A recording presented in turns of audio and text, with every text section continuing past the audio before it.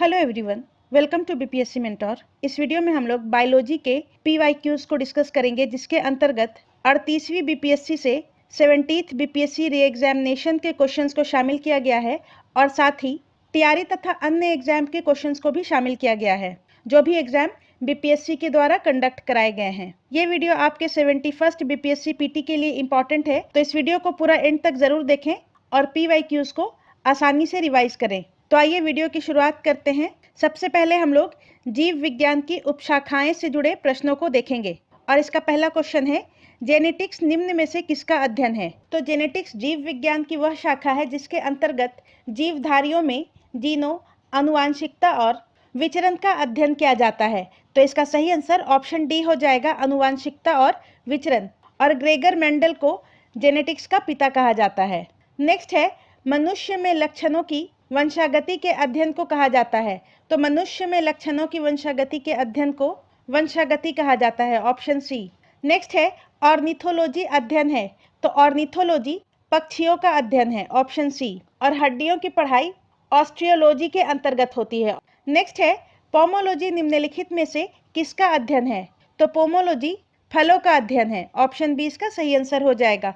और फूलों के अध्ययन को फ्लोरिकल्चर कहा जाता है। नेक्स्ट है, संघ इकाइनोडर्मेटा के लिए क्या सत्य है? तो आइए देखते हैं। पहला स्टेटमेंट है, यह त्रिस्तरीय है और इनमें सिलोमिक गुहा होती है। तो ये स्टेटमेंट सही है। नेक्स्ट है, इसमें विशिष्ट जल संवहन नाल तंत्र होता है। तो ये स्टेटमेंट भी सही है। यह विशेष रूप से मुक्त जीवी समुद्री जंतु है। तो ये स्टेटमेंट भी सही है और इसका उदाहरण होता है सी अर्चिन, स्टारफिश इत्यादि। तो इसका सही आंसर ऑप्शन डी हो जाएगा, उपयुक्त में से एक से अधिक। ये तीनों स्टेटमेंट सही है। इकाइनोडर्मेटा संघ के जीव गलफड़ों के माध्यम से श्वसन करते हैं। नेक्स्ट है, जैव विकास और इसका पहला क्वेश्चन है, जीवों में अत्यधिक विविधता का कारण है। नव डार्विनवाद के अनुसार जीनों में साधारण परिवर्तन के उपरांत नए जीव बनते हैं, जिससे विभिन्नताएं बढ़ जाती हैं और इन परिवर्तनों को उत्परिवर्तन कहा जाता है, ऑप्शन सी इसका सही आंसर हो जाएगा। और ये परिवर्तन स्पष्टता वंशागत होते हैं तथा पीढ़ियों में वरण द्वारा नई जातियों की उत्पत्ति होती है। नेक्स्ट है, वर्तमान प्रमाण के अनुसार पृथ्वी पर जीव का उद्गम 2 लाख वर्ष पूर्व हुआ। इस युग में प्रोटोजोआ, शैवाल और जीवाणु थे।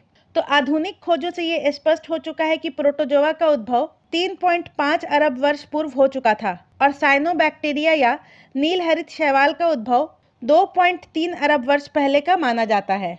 नेक्स्ट है, आधुनिक मनुष्य का पूर्वज है। तो आधुनिक मनुष्य का पूर्वज क्रो-मैग्नन मनुष्य है और ये आज के मानव के एकदम समान 6 फुट लंबा, पूरी तरह सीधा और पाषाण युग में रहता था। नेक्स्ट है, विकास का मुख्य कारक है। तो विकास का मुख्य कारक प्राकृतिक वरण है, ऑप्शन डी इसका सही आंसर हो जाएगा। और प्राकृतिक वरण वह प्रक्रिया है जिसके द्वारा पर्यावरण के अनुकूल जीव जीवित रहने और प्रजनन करने की अधिक संभावना रखते हैं, जिससे समय के साथ आबादी में अनुकूल लक्षणों की आवृत्ति बढ़ जाती है। और प्राकृतिक वरण के सिद्धांत को चार्ल्स डार्विन के द्वारा प्रस्तावित किया गया था। नेक्स्ट है, विकास का कारण है। तो विकास का कारण पीढ़ी से पीढ़ी अनुकूलन है, ऑप्शन सी इसका सही आंसर हो जाएगा। नेक्स्ट है, जहां जीव रहता है उस सटीक जगह को कहते हैं। तो जहां जीव रहता है उस सटीक जगह को आवास कहा जाता है, ऑप्शन ए इसका सही आंसर हो जाएगा। किसी प्रजाति विशेष के पौधों या जीवों या अन्य जीवधारियों के रहने की सटीक जगह को आवास कहा जाता है। नेक्स्ट है, आर्कियोप्टेरिक्स है। आर्कियोप्टेरिक्स जुरासिक युग का सर्व पुरातन पक्षी है, लगभग 150 मिलियन साल पुराना।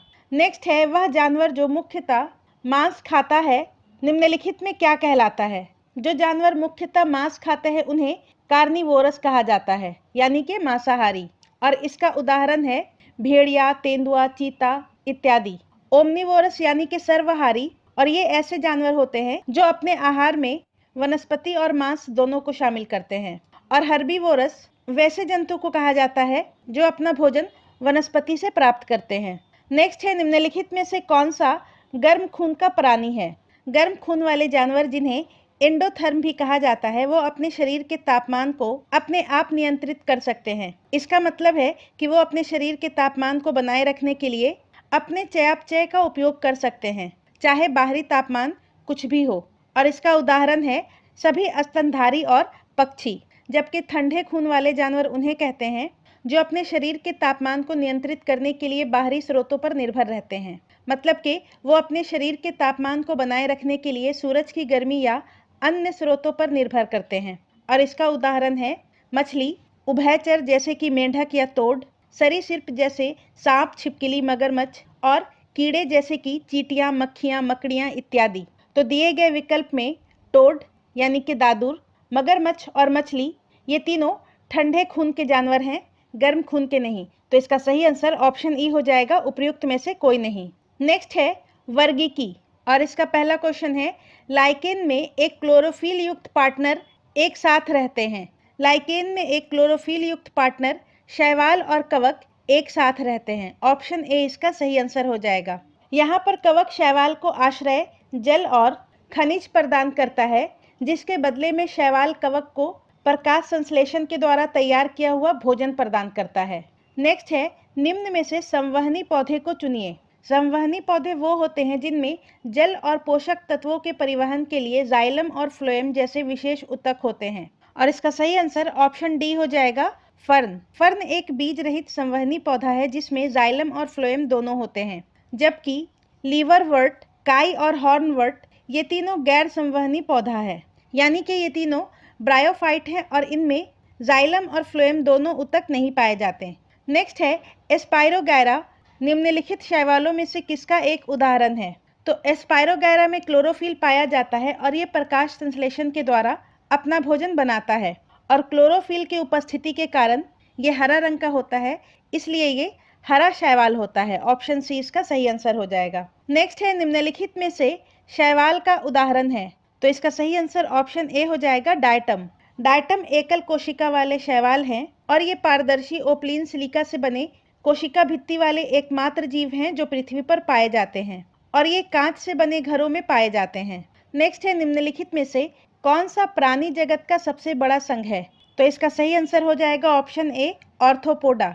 और पृथ्वी पर पाए जाने वाले सभी प्रजातियों में लगभग 2/3 प्रजाति ऑर्थोपोडा संघ के अंतर्गत आती है और ऑर्थोपोडा के उदाहरण हैं कॉकरोच, झींगा, केकड़ा, बिच्छू, कनखजूरा, घरेलू मक्खी इत्यादि। नेक्स्ट है लाल रक्त कणिका विहीन जंतु है। तो इसका सही आंसर ऑप्शन बी हो जाएगा, केचुआ। केचुए में लाल रक्त नहीं पाया जाता है। नेक्स्ट है सबसे छोटा जीव जो स्वयं विकास एवं प्रजनन करने में समर्थ है। तो इसका सही आंसर हो जाएगा ऑप्शन सी, माइकोप्लाज्मा। माइकोप्लाज्मा सबसे छोटा जीव है जो स्वयं विकास और प्रजनन करने में समर्थ है। नेक्स्ट है कवक पौधों में नहीं पाया जाता है। कवक पौधों में पर्णहरित यानी कि क्लोरोफिल नहीं पाया जाता है। नेक्स्ट है शैवाल और कवक के मिलने से लाइकेन बनता है, जिसे कहते हैं। तो कवक और शैवाल के मिलने से लाइकेन बनता है जिसे म्यूचुअलिज्म कहा जाता है। ऑप्शन बी इसका सही आंसर हो जाएगा, म्यूचुअलिज्म। म्यूचुअलिज्म यानी कि सहोपकारिता या पारस्परिकता, यह एक ऐसी स्थिति को दर्शाता है जहां दो अलग अलग प्रजातियां एक दूसरे के साथ इस तरह से रहती हैं जहां दोनों को लाभ हो। और यहाँ पर शैवाल कवक को भोजन प्रदान करता है और कवक शैवाल को आश्रय, जल और खनिज प्रदान करता है। पैरासाइटिज्म या परजीवीवाद एक प्रकार का सहजीवी संबंध है जिसमें एक जीव परजीवी दूसरे जीव जो कि मेजबान होता है से लाभान्वित होता है जबकि मेजबान को नुकसान होता है, जैसे कि बैक्टीरिया, कवक, मच्छर इत्यादि। कॉमेंसलिज्म भी एक प्रकार का सहजीवी संबंध है जिसमें एक जीव को लाभ होता है जबकि दूसरे जीव पर इसका प्रभाव नहीं पड़ता है। ना तो लाभ होता है ना ही हानि होता है, जैसे कि शार्क मछली के साथ रेमोरा मछली। नेक्स्ट है जल से बाहर निकाले जाने पर मछलियां मर जाती हैं क्योंकि। तो जल से बाहर निकाले जाने पर मछलियां इसलिए मर जाती हैं क्योंकि वे सांस नहीं ले पाती हैं। ऑप्शन सी इसका सही आंसर हो जाएगा। पानी के अंदर मछलियां गलफड़े से सांस लेती हैं और जब मछलियों को पानी से बाहर निकाला जाता है तो मछलियों के गलफड़े आपस में जुड़ जाते हैं, जिसके कारण गलफड़ों का सतही क्षेत्र कम हो जाता है और गैसों का आदान प्रदान भी कम हो जाता है, जिससे मछली सांस नहीं ले पाती और उसकी मृत्यु हो जाती है। नेक्स्ट है मधुमक्खी कॉलोनी के सदस्य एक दूसरे को किस प्रकार पहचानते हैं। तो एक दूसरे को मधुमक्खी गंध से पहचानते हैं। ऑप्शन ए इसका सही आंसर हो जाएगा। इसके लिए मधुमक्खी फेरोमोन नामक रसायनों का उपयोग करते हैं जो उन्हें कॉलोनी के भीतर एक दूसरे को ढूंढने और पहचानने में मदद करता है और नृत्य के माध्यम से मधुमक्खी एक दूसरे से संवाद करती हैं। नेक्स्ट है डॉल्फिन वर्गीकृत किए जाते हैं। डॉल्फिन को अस्तनी जीवों में वर्गीकृत किया जाता है। ऑप्शन डी इसका सही आंसर हो जाएगा। नेक्स्ट है मेढक और टोड निम्नलिखित में से किस उभयचर के उदाहरण हैं? तो देखिए, उभयचर वैसे जीव को कहा जाता है जो जल और पानी दोनों में रहता है और इसके 3 प्रकार होते हैं। जिम्नोफियोना, जिसे सिसिलियंस या एपोडा भी कहा जाता है, और ये अंगहीन उभयचर होते हैं। इसमें पैर और पूंछ नहीं होता है। दूसरा होता है अनुरा, और इसके अंतर्गत फ्रॉग और टोड आते हैं और इनमें पूंछ नहीं होता है और कूदने के लिए अनुकूलित होते हैं तथा इनमें पैर पाया जाता है। और तीसरा होता है यूरोडेला, और इनमें लंबी पूंछ होती है और वे चल सकते हैं या तैर भी सकते हैं, और इसके अंतर्गत स्लैमेंडर और न्यूट आता है। तो मेढक और टोड अनुरा उभयचर के उदाहरण हैं। एपोडा के अंतर्गत सिसिलियंस आते हैं और यूरोडेला के अंतर्गत स्लैमेंडर या न्यूट आता है।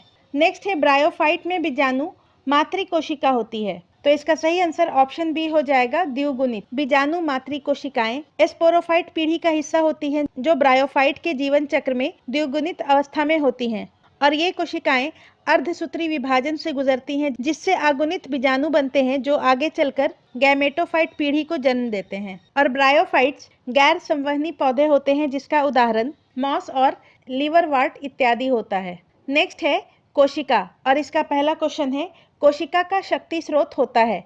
कोशिका का शक्ति स्रोत माइटोकॉन्ड्रिया होता है। ऑप्शन बी इसका सही आंसर हो जाएगा। और इसे पावर हाउस ऑफ सेल भी कहा जाता है। और माइटोकॉन्ड्रिया सभी पादप एवं जंतु कोशिकाओं के कोशिका द्रव्य में पाए जाते हैं। कोशिका भित्ति, जिसे सेल वॉल भी कहा जाता है, ये पौधे, कवक, बैक्टीरिया और शैवाल की कोशिकाओं में पाई जाने वाली एक कठोर सुरक्षात्मक परत है जो कोशिका झिल्ली के बाहर स्थित होती है, और ये कोशिका को संरचनात्मक सहायता, आकार और सुरक्षा प्रदान करती है। और राइबोसोम कोशिका में प्रोटीन के संश्लेषण में महत्वपूर्ण भूमिका निभाता है। नेक्स्ट है जीवन की संरचनात्मक एवं कार्यात्मक इकाई क्या है?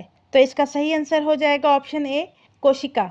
नेक्स्ट है निम्नलिखित में से किसकी कोशिका में कोई एंजाइम नहीं होता है? तो इसका सही आंसर ऑप्शन बी हो जाएगा, विषाणु या वायरस। वायरस या विषाणु एक ऐसा जीव है जो सजीव और निर्जीव के बीच की कड़ी माना जाता है, और ये कोशिका नहीं होता है, इसलिए उनके पास एंजाइम नहीं होता है। विषाणु अपने जीवन और वृद्धि के लिए परपोषी कोशिका के उपपचयी मशीनरी पर निर्भर करते हैं। नेक्स्ट है 80% से अधिक सेल में पाया जाने वाला पदार्थ है।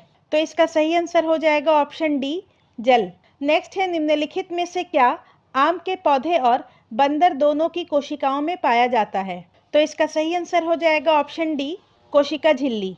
कोशिका झिल्ली, जिसे प्लाज्मा मेम्ब्रेन या सेल मेम्ब्रेन के नाम से भी जाना जाता है, एक पतली लचीली झिल्ली होती है जो कोशिका के अंदर के हिस्से को बाहरी वातावरण से अलग करती है, और ये एक अर्धपारगम्य झिल्ली है जिसका कार्य कोशिका को घेरे रखना, पदार्थों का परिवहन करना, संकेत का पता लगाना और कोशिका के पहचान करने में भी मदद करता है। और ये फॉस्फोलिपिड और प्रोटीन से बना होता है, और ये सभी कोशिकाओं में पाई जाती है, पौधे और जीव कोशिका दोनों में।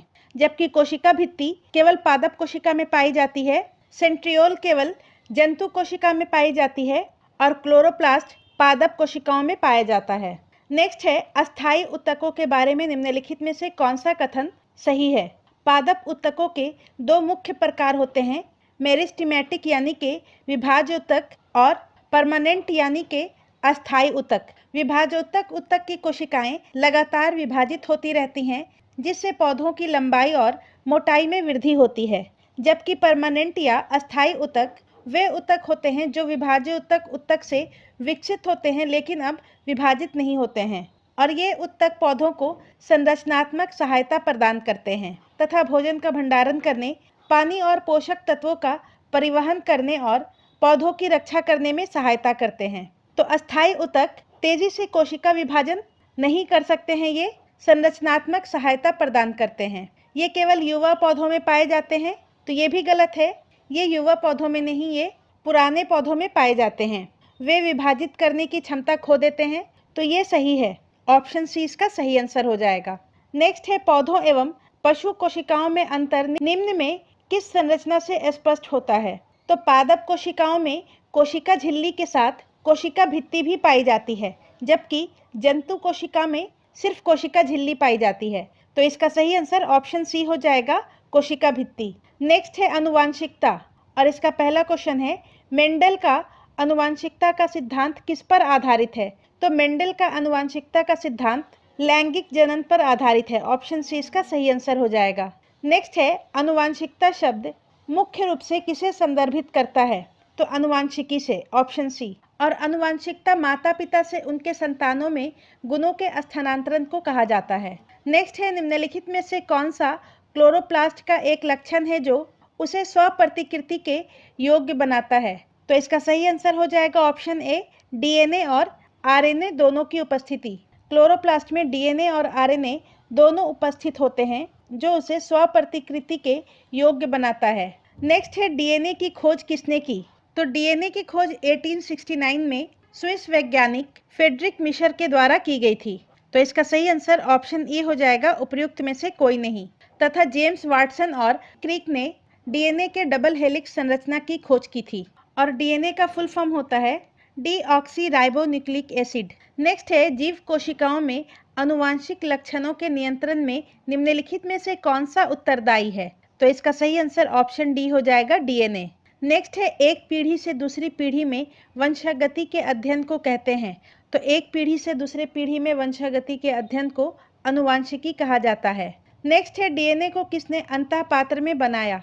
तो इसका सही आंसर हो जाएगा option A, Arthur Kornberg. DNA को पहली बार अंतःपात्र में 1956 ईस्वी में अर्थर कॉर्नबर्ग ने बनाया था, जिसके लिए इन्हें 1959 में नोबेल पुरस्कार से सम्मानित किया गया। रॉबर्ट हुक ने कोशिका की खोज की थी, एडवर्ड जेनर ने चेचक के टीके की खोज की थी और जोसेफ लिस्टर ने एंटीसेप्टिक सर्जरी की अवधारणा को विकसित किया था।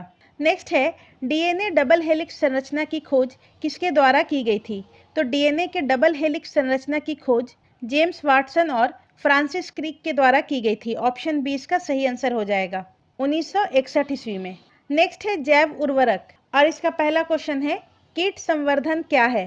तो इसका सही आंसर ऑप्शन ए हो जाएगा, कीटों की वृद्धि करने का विज्ञान। कीट संवर्धन को कीटों की वृद्धि करना या उनका पालन करना कहते हैं, विशेषकर प्रयोगशाला या नियंत्रित वातावरण में विभिन्न उद्देश्यों के लिए, जैसे अनुसंधान या कीट नियंत्रण के लिए।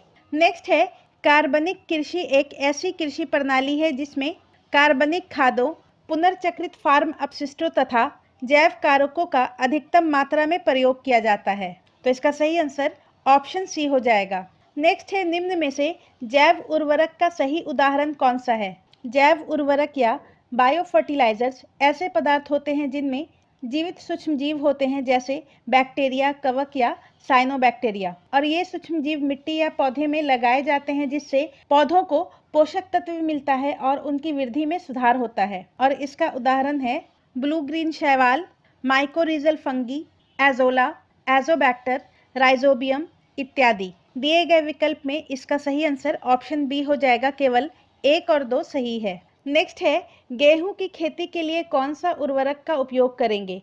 तो गेहूं की खेती के लिए नाइट्रोजन युक्त उर्वरक का उपयोग किया जाएगा, और नाइट्रोजन की सबसे अधिक मात्रा यूरिया से प्राप्त होती है। नेक्स्ट है कीटनाशी के उपयोग से उन्नति होती है। कीटनाशी के उपयोग से अर्थनीति की उन्नति होती है। ऑप्शन बी, कीटनाशकों के उपयोग से फसलों की पैदावार बढ़ती है, जिससे किसानों को अधिक लाभ होता है और उपभोक्ताओं को सस्ता भोजन मिलता है, जिससे कृषि क्षेत्र की अर्थव्यवस्था को बढ़ावा मिलता है। नेक्स्ट है मानव शारीरिकी एवं क्रिया विज्ञान, और इसके अंतर्गत हम लोग कंकाल व मांसपेशीय तंत्र से जुड़े क्वेश्चंस को देखेंगे। पहला क्वेश्चन है कंकाल के वे हिस्से जो हड्डियों की तरह सख्त नहीं होते और मोड़े जा सकते हैं वो हैं, तो वो कार्टिलेज हैं। कार्टिलेज यानी कि उपास्थि एक प्रकार का संयोजी ऊतक है जिसमें कोशिकाओं के बीच पर्याप्त स्थान होता है और ये हड्डियों के सिरे को ढकता है, घर्षण को कम करता है और गति को आसान बनाता है। वर्टिब्रे रीढ़ की हड्डियों को बोला जाता है और कार्पल्स कलाई में पाए जाने वाली हड्डी है। नेक्स्ट है मानव शरीर की मांसपेशियों के बारे में निम्नलिखित में से कौन सा कथन गलत है? यहाँ पर गलत कथन पूछ रहा है। मांसपेशियां केवल हड्डियों को धक्का दे सकती हैं, तो ये स्टेटमेंट गलत है। मांसपेशियां हड्डी को धक्का नहीं देती, ये हड्डियों को खींचती हैं तथा वे संकुचित होकर गति उत्पन्न करती हैं। जिससे हड्डियां अपनी धुरी पर घूमती है या एक दूसरे के करीब आती है। नेक्स्ट है मांसपेशियां जोड़े में काम करती हैं। तो ये स्टेटमेंट सही है, अधिकांश मांसपेशियां जोड़े में काम करती हैं। नेक्स्ट है सिकुड़ने पर मांसपेशियां छोटी, सख्त और मोटी हो जाती हैं। तो ये स्टेटमेंट भी सही है। तो इसका सही आंसर ऑप्शन ए हो जाएगा। नेक्स्ट है मांसपेशी में संकुचनशील प्रोटीन होते हैं। मांसपेशी में संकुचनशील प्रोटीन एक्टिन और मायोसिन होते हैं। ऑप्शन ए इसका सही आंसर हो जाएगा। नेक्स्ट है मानव शरीर के किस अंग में उपकला कोशिका पाई जाती है।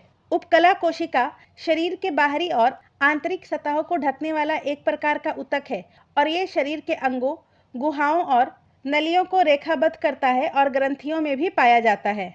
और उपकला ऊतक शरीर के विभिन्न अंग जैसे वृक्क नली, लार ग्रंथि, अग्नाशय, फेफड़ा, नाक, आंख और कान इत्यादि में पाया जाता है। तो इसका सही आंसर ऑप्शन ई हो जाएगा, उपयुक्त में से एक से अधिक, नाक, कान, फेफड़ा और अग्नाशय। नेक्स्ट है मानव शरीर के यकृत एवं मांसपेशियों में संधारित ग्लाइकोजन का रूप होता है। तो ग्लाइकोजन पॉलीसेकेराइड होता है। ऑप्शन ए इसका सही आंसर हो जाएगा। मानव शरीर के यकृत और मांसपेशियों में संधारित ग्लाइकोजन पॉलीसेकेराइड होता है जो शरीर में कार्बोहाइड्रेट के भंडार के रूप में कार्य करता है। नेक्स्ट है वयस्क मानव के हाथों और पैरों की हड्डियों की संख्या मानव के सभी हड्डियों की संख्या के लगभग कितना प्रतिशत होता है। किसी वयस्क मानव में हड्डियों की कुल संख्या 206 होती है। प्रत्येक हाथ में 27 हड्डी होती है और प्रत्येक पैर में कुल 26 हड्डियां होती हैं। इस प्रकार मानव के हाथों और पैरों की कुल हड्डियों की संख्या 106 हो जाती है, जो कि मानव के सभी हड्डियों की संख्या के 51.45% के बराबर होता है, लगभग 50% के बराबर। ऑप्शन डी इसका सही आंसर हो जाएगा। प्रत्येक हाथ में 27 हड्डी और प्रत्येक पैर में कुल 26 हड्डियां होती हैं। नेक्स्ट है हड्डियों की पढ़ाई विज्ञान की किस शाखा के अंतर्गत होती है। तो हड्डियों की पढ़ाई ऑस्टियोलॉजी के अंतर्गत होती है। Option D. जियोलॉजी के अंतर्गत पृथ्वी की आंतरिक संरचना तथा उसमें पाए जाने वाले पदार्थों का अध्ययन किया जाता है। सेरोलॉजी के अंतर्गत ब्लड सीरम का वैज्ञानिक अध्ययन होता है और ऑरोलॉजी के अंतर्गत पर्वतों का अध्ययन होता है। नेक्स्ट है कशेरुक रज्जु में से कितनी जोड़ी तंत्रिकाएं निकलती हैं। कशेरुक रज्जु यानी कि रीढ़ की हड्डियों में से कुल 31 जोड़ी तंत्रिकाएं निकलती हैं। ये 31 तंत्रिकाएं रीढ़ की हड्डी को शरीर के विभिन्न भागों से जोड़ती है, जिसमें मांसपेशियां, त्वचा ग्रंथियां और संवेदी अंग शामिल हैं। और रीढ़ की हड्डियों में 8 सर्वाइकल यानी कि ग्रीवा तंत्रिका होती है, 12 वक्षीय यानी कि थोरैसिक नर्व्स होती हैं, 5 लंबर और 5 जोड़े त्रिक तंत्रिकाएं और 1 जोड़ी अनुमस्तिष्क तंत्रिकाएं निकलती हैं। नेक्स्ट है मनुष्य के जीवन काल में कितने दांत 2 बार विकसित होते हैं। तो इसका सही आंसर हो जाएगा ऑप्शन सी 20। मनुष्य के जीवन काल में 20 दांत 2 बार विकसित होते हैं और 12 दांत केवल 1 बार विकसित होते हैं। नेक्स्ट है मनुष्य की खोपड़ी में कितनी अस्थियां होती है। मनुष्य की खोपड़ी में कुल 29 हड्डियां होती हैं।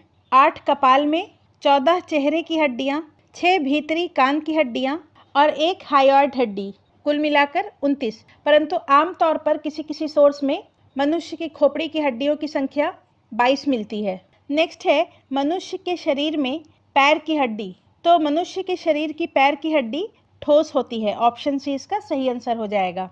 नेक्स्ट है 20 वर्ष की आयु में मानव शरीर में हड्डियों की संख्या होती है। तो 20 वर्ष की आयु में मानव शरीर में हड्डियों की संख्या 206 होती है। ऑप्शन डी इसका सही आंसर हो जाएगा, उपयुक्त में से कोई नहीं। और मुख्यतः मानव शरीर की हड्डियों को 2 भागों में बांटा जाता है। एक होता है अक्षीय कंकाल जिसमें 80 हड्डियां होती हैं और दूसरा होता है उपांगीय कंकाल जिसमें 126 हड्डियां पाई जाती हैं। नेक्स्ट है निम्नलिखित में कौन सा मनुष्य में अवशेषी अंग नहीं है। तो अवशेषी अंग वह अंग होता है जो विकास के कारण अपना मूल कार्य खो चुका होता है और आमतौर पर आकार में छोटा हो गया है या अविकसित है।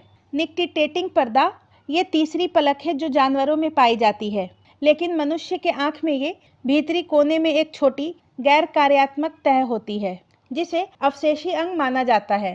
कर्णपाली की कर्णाभी पेशियां ये कान के आसपास की मांसपेशियां हैं जो कुछ जानवरों में कान की गति के लिए अच्छी तरह से विकसित होती है, लेकिन मनुष्य में ये काफ़ी हद तक गैर कार्यात्मक होती है। सामने वाले चपटे दांत या इंसीजर्स, इनका उपयोग भोजन काटने और कुतरने के लिए किया जाता है और ये पूरी तरह से कार्यात्मक हैं, इसलिए ये अवशेषी अंग नहीं है। तो इसका सही आंसर ऑप्शन सी हो जाएगा, सामने वाले चपटे दांत। और वर्मीफॉर्म अपेंडिक्स एक छोटा उंगली के आकार का अंग है जो बड़ी आंत से निकलता है और ये एक अवशेषी अंग है क्योंकि इसका उपयोग आदि मानवों में सेलुलोज के पाचन कार्य के लिए होता था।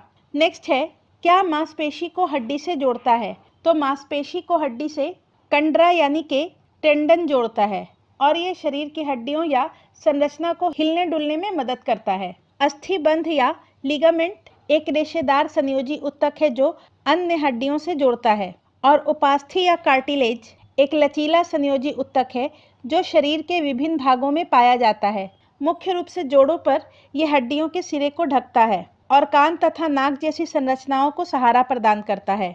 अंतरलीय द्रव कोशिकाओं के बीच के स्थानों में पाया जाने वाला तरल पदार्थ है। नेक्स्ट है, कंधे पर पाए जाने वाले जोड़ नितंब में भी पाया जाता है। ऑप्शन बी इसका सही आंसर हो जाएगा। कंधे का जोड़ एक बॉल एंड सॉकेट जोड़ होता है जो बहुदिशात्मक गति और घुमाव की अनुमति देता है। कूल्हे या नितंब का जोड़ भी एक बॉल एंड सॉकेट जोड़ होता है जो कंधे के समान बहुदिशात्मक गति की अनुमति देता है।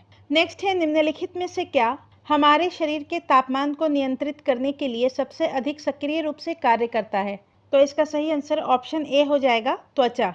तो दिए गए विकल्पों में त्वचा पसीने और रक्त वाहिकाओं के फैलाव के माध्यम से शरीर के तापमान को नियंत्रित करने में भूमिका निभाती है और मानव शरीर का सामान्य तापमान 37 डिग्री सेंटीग्रेड या फिर 98.6 फ़ारेनहाइट होता है। नेक्स्ट है, स्टैपीडियस है एक। स्टैपीडियस मानव शरीर की एक छोटी मांसपेशी होती है जो कानों में स्थित होती है। तो इसका सही आंसर ऑप्शन बी हो जाएगा, मांसपेशी। और ये स्टेपीज हड्डी को स्थिर रखने में मदद करती है और स्टेपीज हड्डी मानव शरीर की सबसे छोटी हड्डी है। नेक्स्ट है, पाचन तंत्र और इसका पहला क्वेश्चन है, मानव शरीर में इंसुलिन किसका चयापचय या मेटाबॉलिज्म नियंत्रित करता है? इंसुलिन कार्बोहाइड्रेट के मेटाबॉलिज्म को नियंत्रित करता है। ऑप्शन बी इसका सही आंसर हो जाएगा। और इंसुलिन एक हार्मोन है और इंसुलिन अग्नाशय यानी कि पैंक्रियास के लैंगरहेंस में स्थित बीटा कोशिकाओं के द्वारा स्रावित होता है। नेक्स्ट है, यकृत एवं मांसपेशियों में ऊर्जा जमा होती है। तो यकृत एवं मांसपेशियों में ऊर्जा ग्लाइकोजन के रूप में जमा होती है। ऑप्शन डी इसका सही आंसर हो जाएगा। नेक्स्ट है, आंत्र ज्वार रोग मानव शरीर के किस अंग को प्रभावित करता है? आंत्र ज्वार रोग यानी कि टाइफाइड, ये मुख्य रूप से मानव शरीर के आंत को, खास करके छोटी आंत को प्रभावित करता है। तो इसका सही आंसर ऑप्शन डी हो जाएगा। फेफड़ा टीबी, प्लेग और निमोनिया के द्वारा और रीढ़ की हड्डी टेटनस और कोढ़ के द्वारा प्रभावित होता है। नेक्स्ट है, मनुष्य में अल्फा टॉक्सिन खाद्य विषाक्तन द्वारा सामान्यतः कौन सा अंग प्रभावित होता है? अल्फा टॉक्सिन एक प्रकार का माइकोटॉक्सिन है जो कुछ कवकों द्वारा निर्मित होता है और इसके सेवन करने पर ये यकृत को प्रभावित करते हैं। तो इसका सही आंसर ऑप्शन डी हो जाएगा, यकृत। नेक्स्ट है, एंजाइम लाइपेज का स्रोत है। लाइपेज एक एंजाइम है जो वसा के पाचन में मदद करता है और मुख्य रूप से अग्न्याशय द्वारा छोटी आंत में स्रावित होता है। तो इसका सही आंसर ऑप्शन बी हो जाएगा, अग्न्याशय। और लाइपेज अग्न्याशय द्वारा स्रावित पाचक रस में पाया जाता है। नेक्स्ट है, वह एंजाइम जो हमारे मुंह में भोजन के साथ मिलता है। तो हमारे मुंह में भोजन के साथ एमाइलेज मिलता है। ऑप्शन सी इसका सही आंसर हो जाएगा। और एमाइलेज मुख्य रूप से कार्बोहाइड्रेट को पचाने में मदद करता है। नेक्स्ट है, निम्नलिखित में से कौन सा अम्ल पेट में स्रावित होता है? तो पेट में मुख्यतः हाइड्रोक्लोरिक अम्ल स्रावित होता है, HCl, और ये भोजन के पचने में हमारी सहायता करता है। नेक्स्ट है, कड़वाहट के लिए मानव जीभ का संवेदनशील क्षेत्र है। तो इसका सही आंसर हो जाएगा ऑप्शन सी, पीछे का भाग। मानव जीभ में मुख्यतः 5 स्वाद पाए जाते हैं। पीछे के भाग में कड़वा, किनारे के भाग में खट्टा, आगे के छोर में मीठा, आगे के छोर एवं किनारे में नमकीन स्वाद होता है और बीच में उमामी स्वाद होता है। नेक्स्ट है, कौन सी ग्रंथि दोनों अंतःस्रावी तथा बाह्यस्रावी के रूप में कार्य करती है? अंतःस्रावी ग्रंथियां नलिका विहीन होती हैं और वे अपने हार्मोनों को सीधे रक्त प्रवाह में स्रावित करती हैं। जो उन्हें पूरे शरीर में लक्षित अंगों तक पहुंचाता है। और बहिस्रावी ग्रंथि ऐसी ग्रंथि होती है जो अपने स्राव को नलिकाओं के माध्यम से शरीर की सतह या किसी गुहा में छोड़ती है। तो इसका सही आंसर हो जाएगा ऑप्शन सी, अग्न्याशय। अग्न्याशय एक मिश्रित ग्रंथि है जिसका अर्थ है कि ये अंतःस्रावी और बहिस्रावी दोनों की तरह कार्य करता है। अंतःस्रावी ग्रंथि के रूप में अग्न्याशय रक्त शर्करा के स्तर को नियंत्रित करने के लिए इंसुलिन और ग्लूकागॉन जैसे हार्मोन को सीधे रक्त प्रवाह में स्रावित करता है। और बहिस्रावी ग्रंथि के रूप में ये पाचक एंजाइम और बाइकार्बोनेट का उत्पादन करती है, जो कि पाचन में सहायता के लिए नलिकाओं के माध्यम से छोटी आंत में छोड़े जाते हैं। और थायराइड और एड्रिनल ये दोनों अंतःस्रावी ग्रंथि है। नेक्स्ट है, आहार नाल का कौन सा भाग यकृत से पित्त प्राप्त करता है? यकृत के द्वारा पित्त का उत्पादन होता है जो कि पित्ताशय में जमा होता है और ये विशेष रूप से वसा के पाचन के लिए उपयोगी होता है और पित्त नलिकाओं से होते हुए छोटे आंत तक जाता है। तो इसका सही आंसर ऑप्शन सी हो जाएगा, छोटी आंत। मुख्य रूप से छोटी आंत का पहला भाग, जिसे ग्रहणी या ड्यूडेनम कहते हैं, यकृत से पित्त प्राप्त करता है। नेक्स्ट है, निम्नलिखित में से कौन सी अंतःस्रावी ग्रंथि नहीं है? तो इसका सही आंसर हो जाएगा लैक्रिमल। थायराइड एक अंतःस्रावी ग्रंथि है जो थायरॉक्सिन नामक हार्मोन स्रावित करती है। पिट्यूटरी ग्लैंड भी एक अंतःस्रावी ग्रंथि है जिसे मास्टर ग्लैंड भी कहा जाता है और इससे कई हार्मोनों का स्रावन होता है। लैक्रिमल ग्रंथि, जिसे आंसू ग्रंथि के नाम से भी जाना जाता है, आंसू बनाने के लिए जिम्मेदार होती है और ये हार्मोन के स्राव में शामिल नहीं होती है। नेक्स्ट है, निम्नलिखित में से कौन से जीभ का स्वाद नहीं है?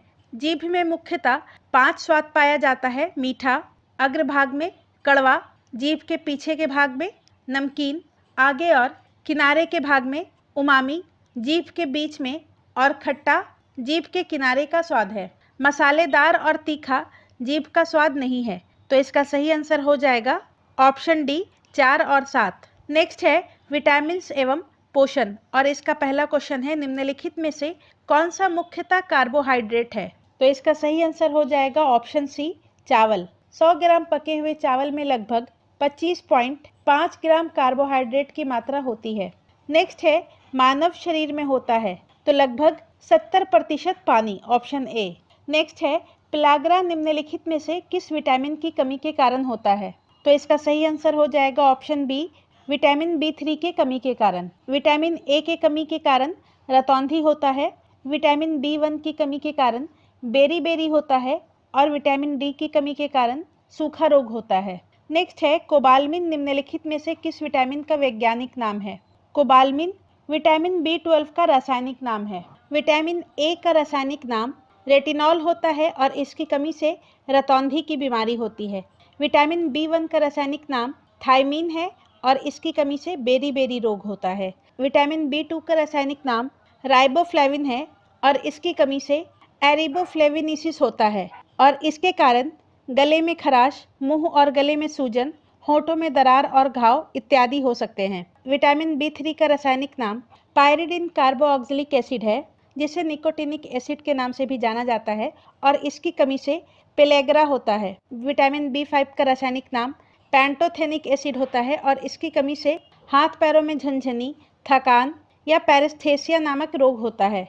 विटामिन B6 का रासायनिक नाम पायरिडॉक्सिन है और इसकी कमी से अनेमिया होता है, यानी कि खून की कमी। विटामिन B7 का रासायनिक नाम बायोटीन है और इसकी कमी से बाल झड़ना, त्वचा पे चकत्ते, नाखूनों का टूटना इत्यादि होता है। विटामिन B9 का रासायनिक नाम फोलेट है और विटामिन B12 का रासायनिक नाम साइनोकोबालमिन है और इन दोनों की कमी से अनीमिया होता है। विटामिन C का रासायनिक नाम एस्कॉर्बिक एसिड है और इसकी कमी से स्कर्वी और मसूड़ों में सूजन होता है।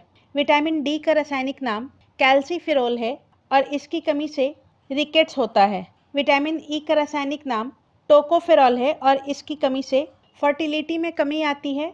और विटामिन K का रासायनिक नाम फाइलोक्विनोन या फाइटोनाडिन है और इसकी कमी के कारण खून का थक्का नहीं जमता है। नेक्स्ट है, विटामिन जो रक्त के थक्के बनाने में प्रभावी होता है। तो इसका सही आंसर हो जाएगा ऑप्शन डी, विटामिन K। और विटामिन K का रासायनिक नाम फाइलोक्विनोन या फाइटोनाडायोन है।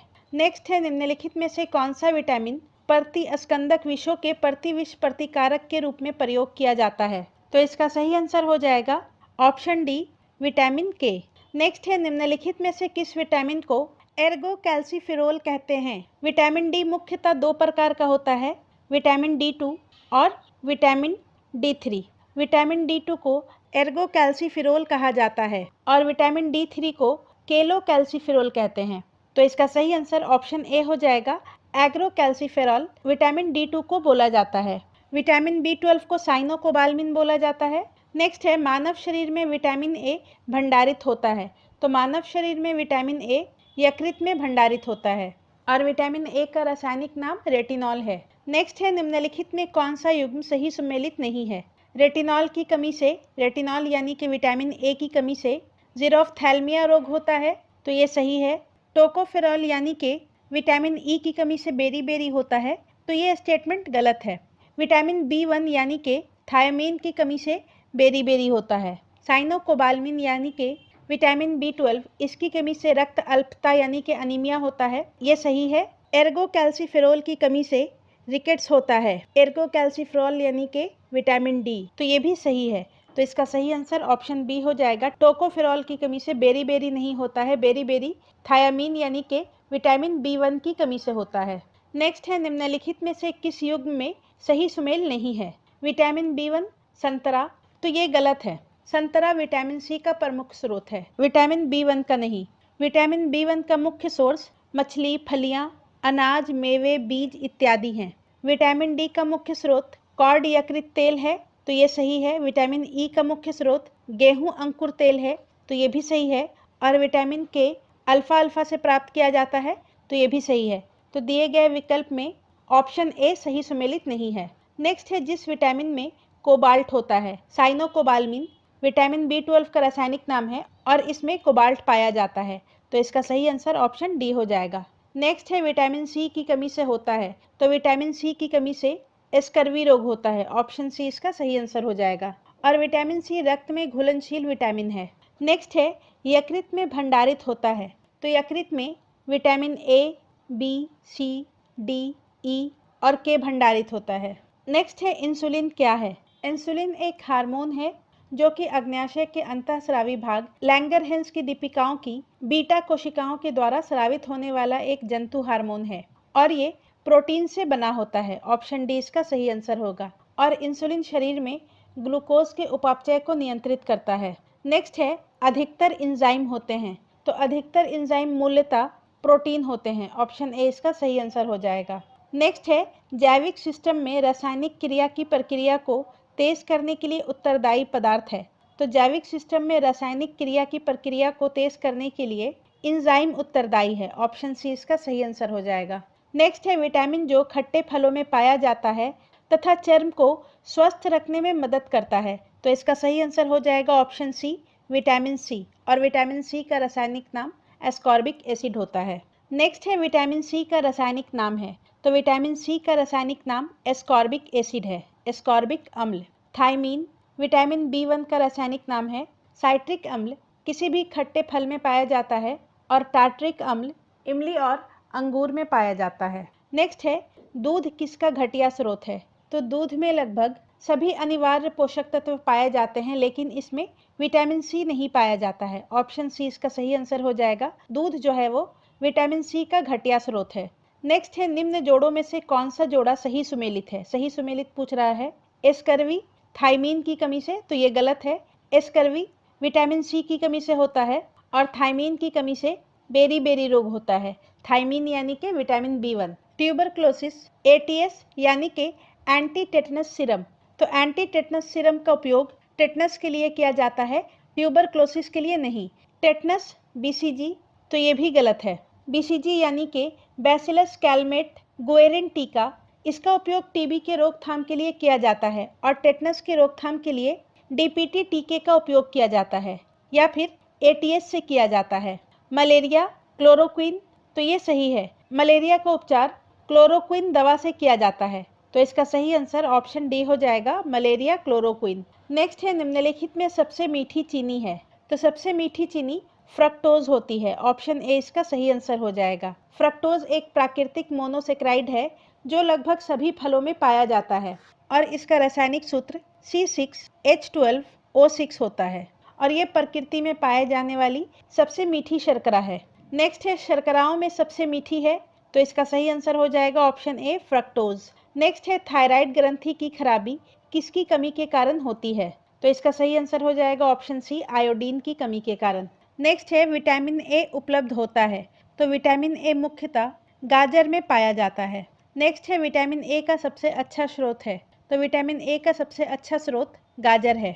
नेक्स्ट है निम्नलिखित में से कौन सा विटामिन पानी में घुलनशील है, तो पानी में विटामिन बी और विटामिन सी घुलनशील है, जबकि विटामिन ए डी ई के वसा में घुलनशील होते हैं, तो इसका सही आंसर ऑप्शन डी हो जाएगा, इनमें से कोई नहीं। नेक्स्ट है खमीर का उपयोग किसके उत्पादन में किया जाता है, खमीर यानी कि यीस्ट का उपयोग शराब के उत्पादन में किया जाता है, ऑप्शन सी इसका सही आंसर हो जाएगा। नेक्स्ट है श्वसन तंत्र, और इसका पहला क्वेश्चन है निम्न में से कौन सी क्रिया पृथ्वी पर हो रहे कार्बन चक्र में ऑक्सीजन को बढ़ाती है, तो इसका सही आंसर ऑप्शन डी हो जाएगा प्रकाश संश्लेषण।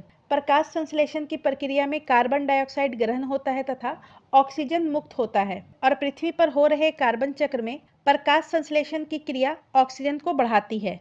नेक्स्ट है निश्वासन के समय डायफ्राम हो जाता है, तो इसका सही आंसर हो जाएगा ऑप्शन बी गुंबदाकार। श्वसन में दो चरण होते हैं, एक होता है अंतः श्वसन और दूसरा होता है निश्वसन। अंतः श्वसन जिसके दौरान वायुमंडलीय वायु अंदर खींची जाती है, और निश्वसन जिसके दौरान वायु कोशीय वायु बाहर की ओर उत्सर्जित की जाती है। तो अंतः श्वसन के दौरान डायफ्राम चपटा हो जाता है और वक्ष गुहा बढ़ जाता है, जबकि निश्वसन के दौरान डायफ्राम शिथिल हो जाता है और ऊपर की ओर बढ़ता है तथा अपनी मूल गुंबद के आकार की स्थिति में वापस आ जाता है। नेक्स्ट है निम्नलिखित में से कौन सी एक गैस वातावरण प्रदूषक मानी जाती है। वातावरण प्रदूषक वे पदार्थ हैं जो वायुमंडल में इतनी उच्च मात्रा में मौजूद होते हैं कि वे मनुष्य, पशुओं, वनस्पतियों या सामग्रियों को नुकसान पहुंचाते हैं, और दिए गए विकल्प में सल्फर डाइऑक्साइड वातावरण प्रदूषक मानी जाती है। नेक्स्ट है डॉक्टरी मृत्यु की घोषणा होती है जब नाड़ी गति बंद हो गई हो, हृदय गति रुक गई हो, आंख की पुतलियां स्थिर व फैल गई हो तथा प्रकाश पड़ने पर कोई प्रतिक्रिया ना हो। इन तीनों स्थितियों में डॉक्टरी मृत्यु की घोषणा कर दी जाती है। नेक्स्ट है कणीय तत्व क्या है। कणीय तत्व यानी कि पार्टिकुलेट मैटर सूक्ष्म कणों का एक जटिल मिश्रण है और धातु, कालिक, मिट्टी और धूल जैसी विभिन्न सामग्रियों से बने होते हैं। ये मुख्य रूप से वायु में निलंबित रहते हैं और वायु प्रदूषण का एक महत्वपूर्ण घटक है, तो इसका सही आंसर ऑप्शन बी हो जाएगा, वायु प्रदूषक। नेक्स्ट है निमोनिया एक संक्रमण है। निमोनिया फेफड़ों का संक्रमण है जो कि एक या दोनों फेफड़ों में उत्पन्न होता है, और ये संक्रमण विषाणुओं, जीवाणुओं, कवकों आदि के माध्यम से हो सकता है। नेक्स्ट है रात के समय सलाह दी जाती है कि पेड़ के नीचे ना सोएं क्योंकि पेड़ रात में कार्बन डाइऑक्साइड को मुक्त करते हैं। ऑप्शन सी इसका सही आंसर हो जाएगा। रात के समय पेड़ अपनी श्वसन प्रक्रिया के दौरान ऑक्सीजन ग्रहण करके कार्बन डाइऑक्साइड को मुक्त करते हैं। नेक्स्ट है स्तनधारी में समान श्वसन के दौरान डायफ्राम होता है। स्तनधारी में सामान्य श्वसन के दौरान डायफ्राम चपटा होता है। ऑप्शन बी इसका सही आंसर हो जाएगा। नेक्स्ट है एरोबिक श्वसन के दौरान कितने पद या पदों में कार्बन डाइऑक्साइड का निष्पादन होता है। एरोबिक रिस्पिरेशन, जिसे ऑक्सीडेटिव रिस्पिरेशन भी कहा जाता है, ये एक ऐसी रासायनिक प्रक्रिया है जिसमें ग्लूकोज और अन्य कार्बनिक अणुओं को ऑक्सीजन की उपस्थिति में कार्बन डाइऑक्साइड और पानी में तोड़ा जाता है, जिससे ऊर्जा एटीपी के रूप में निकलती है। और इस प्रक्रिया में कार्बन डाइऑक्साइड का निष्पादन मुख्य रूप से 3 चरणों में होता है, तो इसका सही आंसर ऑप्शन सी हो जाएगा 3। नेक्स्ट है परिसंचरण तंत्र, और इसका पहला क्वेश्चन है शरीर के प्रतिरोध क्षमता से जुड़ा सबसे महत्वपूर्ण कोशिका प्रकार है, तो इसका सही आंसर हो जाएगा ऑप्शन सी लिम्फोसाइट। लिम्फोसाइट एक प्रकार की श्वेत रक्त कोशिकाएं हैं जो शरीर की प्रतिरक्षा प्रणाली का एक महत्वपूर्ण हिस्सा है, जो संक्रमण और बीमारियों से लड़ने में महत्वपूर्ण भूमिका निभाते हैं, विशेष रूप से टी लिम्फोसाइट कोशिकाएं। और लिम्फोसाइट का निर्माण अस्थि मज्जा में होता है। नेक्स्ट है ल्यूकेमिया कई प्रकार के कैंसर का नाम है जो अस्थि मज्जा में उत्पन्न होता है और बहुत संख्या में असामान्य रक्त कणिकाओं का बनना शुरू करता है। यह रक्त कणिकाएं कौन है, तो इसका सही आंसर हो जाएगा ऑप्शन ए श्वेत रक्त कणिका। ल्यूकेमिया ब्लड कैंसर का समूह है जो अस्थि मज्जा में शुरू होता है। इसमें रुधिर में श्वेत रक्त कणिकाओं की संख्या असामान्य रूप से बढ़ जाती है। नेक्स्ट है एक स्वस्थ वयस्क मनुष्य में रक्त का कुल परिमाप होता है। रक्त एक तरल संयोजी उत्तक है और स्वस्थ मनुष्य में रक्त का माप शरीर के भार का लगभग 7 से 8% तक होता है, लगभग 5 से 6 लीटर। ऑप्शन ए इसका सही आंसर हो जाएगा। नेक्स्ट है हीमोग्लोबिन का कार्य है। हीमोग्लोबिन एक आयरन युक्त प्रोटीन है जो कि लाल रक्त कोशिकाओं में ऑक्सीजन के परिवहन को सुगम बनाता है। तो इसका सही आंसर हो जाएगा ऑप्शन ए, ऑक्सीजन का परिवहन। और हीमोग्लोबिन की उपस्थिति के कारण रक्त का रंग लाल होता है। नेक्स्ट है हृदय संकुचन के दौरान रक्त के वापस प्रवाह को कौन रोकता है? हृदय का कार्य पूरे शरीर में रक्त को एक दिशा में पंप करना है। इस एक दिशीय प्रवाह को सुनिश्चित करने तथा संकुचन के दौरान रक्त को पीछे की ओर बहने से रोकने के लिए हृदय में विशेष संरचनाएं होती हैं जिन्हें वाल्व कहा जाता है। तो इसका सही आंसर ऑप्शन सी हो जाएगा, हृदय के वाल्व। अलिंद रक्त का संग्रहण करता है तथा इसकी दीवारें पतली होती हैं। निलय का कार्य रक्त को शरीर के विभिन्न भागों तक पंप करना होता है और इस भाग में रक्त का दाब अधिक होने के कारण इसकी दीवारें मोटी होती हैं। नेक्स्ट है आधान या ट्रांसफ्यूजन में रक्त न केवल रक्त के प्रकार में बल्कि आरएच कारक यानी के आरएच फैक्टर में भी संगत होना चाहिए। रक्त आधान यानी के ब्लड ट्रांसफ्यूजन में रक्त के प्रकार के साथ आरएच फैक्टर का भी संगत होना आवश्यक है और आरएच फैक्टर की खोज लैंडस्टीनर और विनर ने रेसिस बंदर के रक्त में की थी। नेक्स्ट है इनमें से रक्तदाब का मापक यंत्र कौन सा है? तो इसका सही आंसर ऑप्शन सी हो जाएगा, स्फिग्मोमैनोमीटर। औसतन मनुष्य का रक्तचाप 120/80 होता है और धमनियों में रक्तचाप की दो अवस्थाएं होती हैं। पहले को सिस्टोलिक प्रेशर तथा दूसरे को डायस्टोलिक प्रेशर कहा जाता है। स्फेरोमीटर से गोलाकार सतह की वक्रता त्रिज्या को मापा जाता है। एनीमोमीटर से हवा की गति को मापा जाता है। एम मीटर का उपयोग विद्युत धारा को मापने के लिए किया जाता है। नेक्स्ट है मनुष्य के शरीर के किस अंग में लिम्फोसाइट्स का निर्माण होता है? मनुष्य के शरीर में लिम्फोसाइट्स का निर्माण तिल्ली या पलीहा में, थाइमस ग्रंथि में और अस्थि मज्जा में होता है। तो इसका सही आंसर ऑप्शन ई हो जाएगा, उपयुक्त में से एक से अधिक। और लिम्फोसाइट एक प्रकार की श्वेत रक्त कोशिकाएं हैं। नेक्स्ट है निम्नलिखित में से कौन रक्त के संचलन में मदद करता है? तो इसका सही आंसर हो जाएगा ऑप्शन सी, एरिथ्रोसाइट। एरिथ्रोसाइट्स जिसे लाल रक्त कोशिकाएं भी कहा जाता है, पूरे शरीर में ऑक्सीजन पहुंचाने के लिए जिम्मेदार होती है, जो रक्त परिसंचरण का महत्वपूर्ण हिस्सा है। लिम्फोसाइट और मोनोसाइट ये दोनों डब्ल्यूबीसी का प्रकार है, जो कि शरीर के प्रतिरक्षा प्रणाली में महत्वपूर्ण भूमिका निभाते हैं। और रक्त प्लेटलेट्स जिन्हें थ्रम्बोसाइट्स भी कहा जाता है, इसका प्राथमिक कार्य रक्त का थक्का बनाकर रक्त के स्राव को रोकना है। नेक्स्ट है सर्वप्रथम मानव हृदय प्रत्यारोपण हुआ था। तो सबसे पहले मानव हृदय प्रत्यारोपण डॉक्टर क्रिश्चियन बर्नार्ड ने दक्षिण अफ्रीका में किया था। तो इसका सही आंसर ऑप्शन सी हो जाएगा, दक्षिण अफ्रीका में डॉक्टर क्रिश्चियन बर्नार्ड के द्वारा। नेक्स्ट है सर्वदाता वर्ग के रक्तदाता का रक्त ग्रुप होता है। तो इसका सही आंसर ऑप्शन सी हो जाएगा, ओ ब्लड ग्रुप वाले, क्योंकि ओ नेगेटिव ब्लड ग्रुप वाले लोगों की आरबीसी में ए, बी या आरएच एंटीजन नहीं होता है, जिसके कारण ये किसी भी समूह के लोगों को सुरक्षित रूप से रक्तदान कर सकते हैं। नेक्स्ट है किसी व्यक्ति के रक्त समूह का निर्धारण होता है। किसी व्यक्ति के रक्त समूह का निर्धारण लाल रक्त कोशिकाओं की सतह पर मौजूद एंटीजन ए और एंटीजन बी की उपस्थिति या अनुपस्थिति से होता है। तो इसका सही आंसर ऑप्शन डी हो जाएगा, उपयुक्त में से कोई नहीं। एंटीजन ए और एंटीजन बी के उपस्थिति और अनुपस्थिति से होता है। नेक्स्ट है सार्वभौमिक स्वीकार्य रक्त समूह है। सार्वभौमिक स्वीकार्य रक्त समूह यानी कि यूनिवर्सल एक्सेप्टर। तो इसका सही आंसर ऑप्शन सी हो जाएगा, A B. A B positive रक्त समूह सार्वभौमिक प्राप्तकर्ता माना जाता है, क्योंकि इस रक्त समूह वाले व्यक्ति किसी भी अन्य समूह यानी कि ए, बी, ओ और ए बी से रक्त प्राप्त कर सकते हैं, चाहे उनका आरएच फैक्टर कुछ भी हो, निगेटिव या पॉजिटिव। और ऐसा इसलिए होता है क्योंकि ए बी रक्त समूह वाले व्यक्तियों के आरबीसी कोशिकाओं में ए और बी दोनों एंटीजन होते हैं, लेकिन उनके प्लाज्मा में ए या बी एंटीबॉडी नहीं होता है।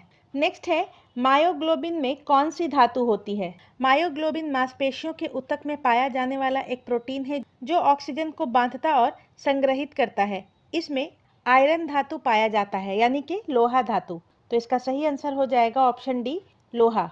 मायोग्लोबिन में लोहा पाया जाता है। नेक्स्ट है मनुष्य के शरीर में खून के शुद्धिकरण की प्रक्रिया को कहते हैं। तो मनुष्य के शरीर में खून के शुद्धिकरण की प्रक्रिया को डायलिसिस कहा जाता है, ऑप्शन ए।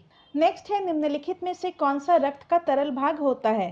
तो रक्त का तरल भाग प्लाज्मा होता है, ऑप्शन बी इसका सही आंसर हो जाएगा। रक्त विभिन्न घटकों से बना होता है जिसमें लाल रक्त कोशिकाएं, श्वेत रक्त कोशिकाएं, प्लेटलेट्स और प्लाज्मा पाया जाता है। और प्लाज्मा रक्त का सबसे बड़ा भाग होता है और मुख्य रूप से पानी, प्रोटीन, लवण, शर्करा और अन्य घुलनशील पदार्थों से बना होता है और इसके कारण रक्त तरल अवस्था में पाया जाता है। और रक्त का लगभग 55% भाग प्लाज्मा होता है और बाकी 45% भाग में WBC, RBC और प्लेटलेट्स पाया जाता है और प्लाज्मा का लगभग 92% भाग पानी होता है। नेक्स्ट है रक्त में त्रुटिपूर्ण हेमोग्लोबिन निम्न में से किसमें दिखता है? तो इसका सही आंसर हो जाएगा ऑप्शन ए, दात्र कोशिका अरक्तता यानी कि sickle cell anaemia. Sickle cell anaemia एक प्रकार का वंशानुगत हेमोग्लोबिन विकार है जो कि एक आनुवांशिक उत्परिवर्तन द्वारा चिन्हित होता है, जिसमें हेमोग्लोबिन अपने सामान्य गोलाकार के बजाय दरांती या अर्धचंद्राकार आकार धारण कर लेती है। रक्त गुल्म यानी कि हेमाटोमा, इसमें शरीर के किसी हिस्से में रक्त जमा हो जाता है और ये आमतौर पर चोट लगने या रक्तवाहिका के फटने के कारण होता है। और हेमोफीलिया में रक्त का थक्का नहीं जमता है। नेक्स्ट है निम्न में से किसकी कमी से मधुमेह रोग होता है? तो मधुमेह रोग, जिसे डायबिटीज भी कहा जाता है, ये इंसुलिन की कमी से होता है, ऑप्शन डी। और इंसुलिन एक प्रकार का हार्मोन है जो कि पैंक्रियास के द्वारा स्रावित होता है। नेक्स्ट है लैक्टियल्स निम्नलिखित में से किससे संबंधित है? लैक्टियल्स, तो लैक्टियल्स छोटी आंत में मौजूद लसिका वाहिकाएं होती हैं जो वसा अवशोषण में महत्वपूर्ण भूमिका निभाती हैं। वे वसा को पचाने के बाद बनने वाले काइलोमाइक्रोन को अवशोषित करती हैं और उन्हें लसिका प्रणाली में ले जाती हैं। तो इसका सही आंसर हो जाएगा ऑप्शन सी, वसा अवशोषण में। नेक्स्ट है शरीर की प्रतिरोधक क्षमता से जुड़ी सबसे महत्वपूर्ण कोशिका प्रकार है। तो शरीर की प्रतिरोधक क्षमता से जुड़ी सबसे महत्वपूर्ण कोशिका प्रकार लिम्फोसाइट है, ऑप्शन बी। और ये एक प्रकार का WBC है, व्हाइट ब्लड सेल्स। नेक्स्ट है टैकीकार्डिया में हृदय गति हो जाती है। टैकीकार्डिया एक चिकित्सीय स्थिति है जिसमें हृदय की गति सामान्य से अधिक तेज हो जाती है। आमतौर पर आराम की अवस्था में भी हृदय की गति 100 धड़कन प्रति मिनट से अधिक होने पर टैकीकार्डिया माना जाता है। तो इसमें हृदय की गति तेज हो जाती है, ऑप्शन सी। और सामान्य स्थिति में दिल की धड़कने की दर 60 से 100 धड़कन प्रति मिनट होती है। और जब हृदय की गति प्रति मिनट 60 से कम बार धड़कता है तो उसे ब्रैडीकार्डिया कहा जाता है। मतलब जब हृदय की गति धीमी हो जाती है यानी कि 60 से कम, तो उसे ब्रैडीकार्डिया कहा जाता है। नेक्स्ट है उत्सर्जन तंत्र और इसका पहला क्वेश्चन है वृक्क में प्रति मिनट औसतन रक्त प्रवाह होता है। तो इसका सही आंसर हो जाएगा 1200 सीसी। और मानव वृक्क प्रतिदिन लगभग 1500 लीटर रक्त को शुद्ध करता है। नेक्स्ट है मानव शरीर में निम्नलिखित में कौन सी ग्रंथि जोड़े के रूप में मौजूद होती है?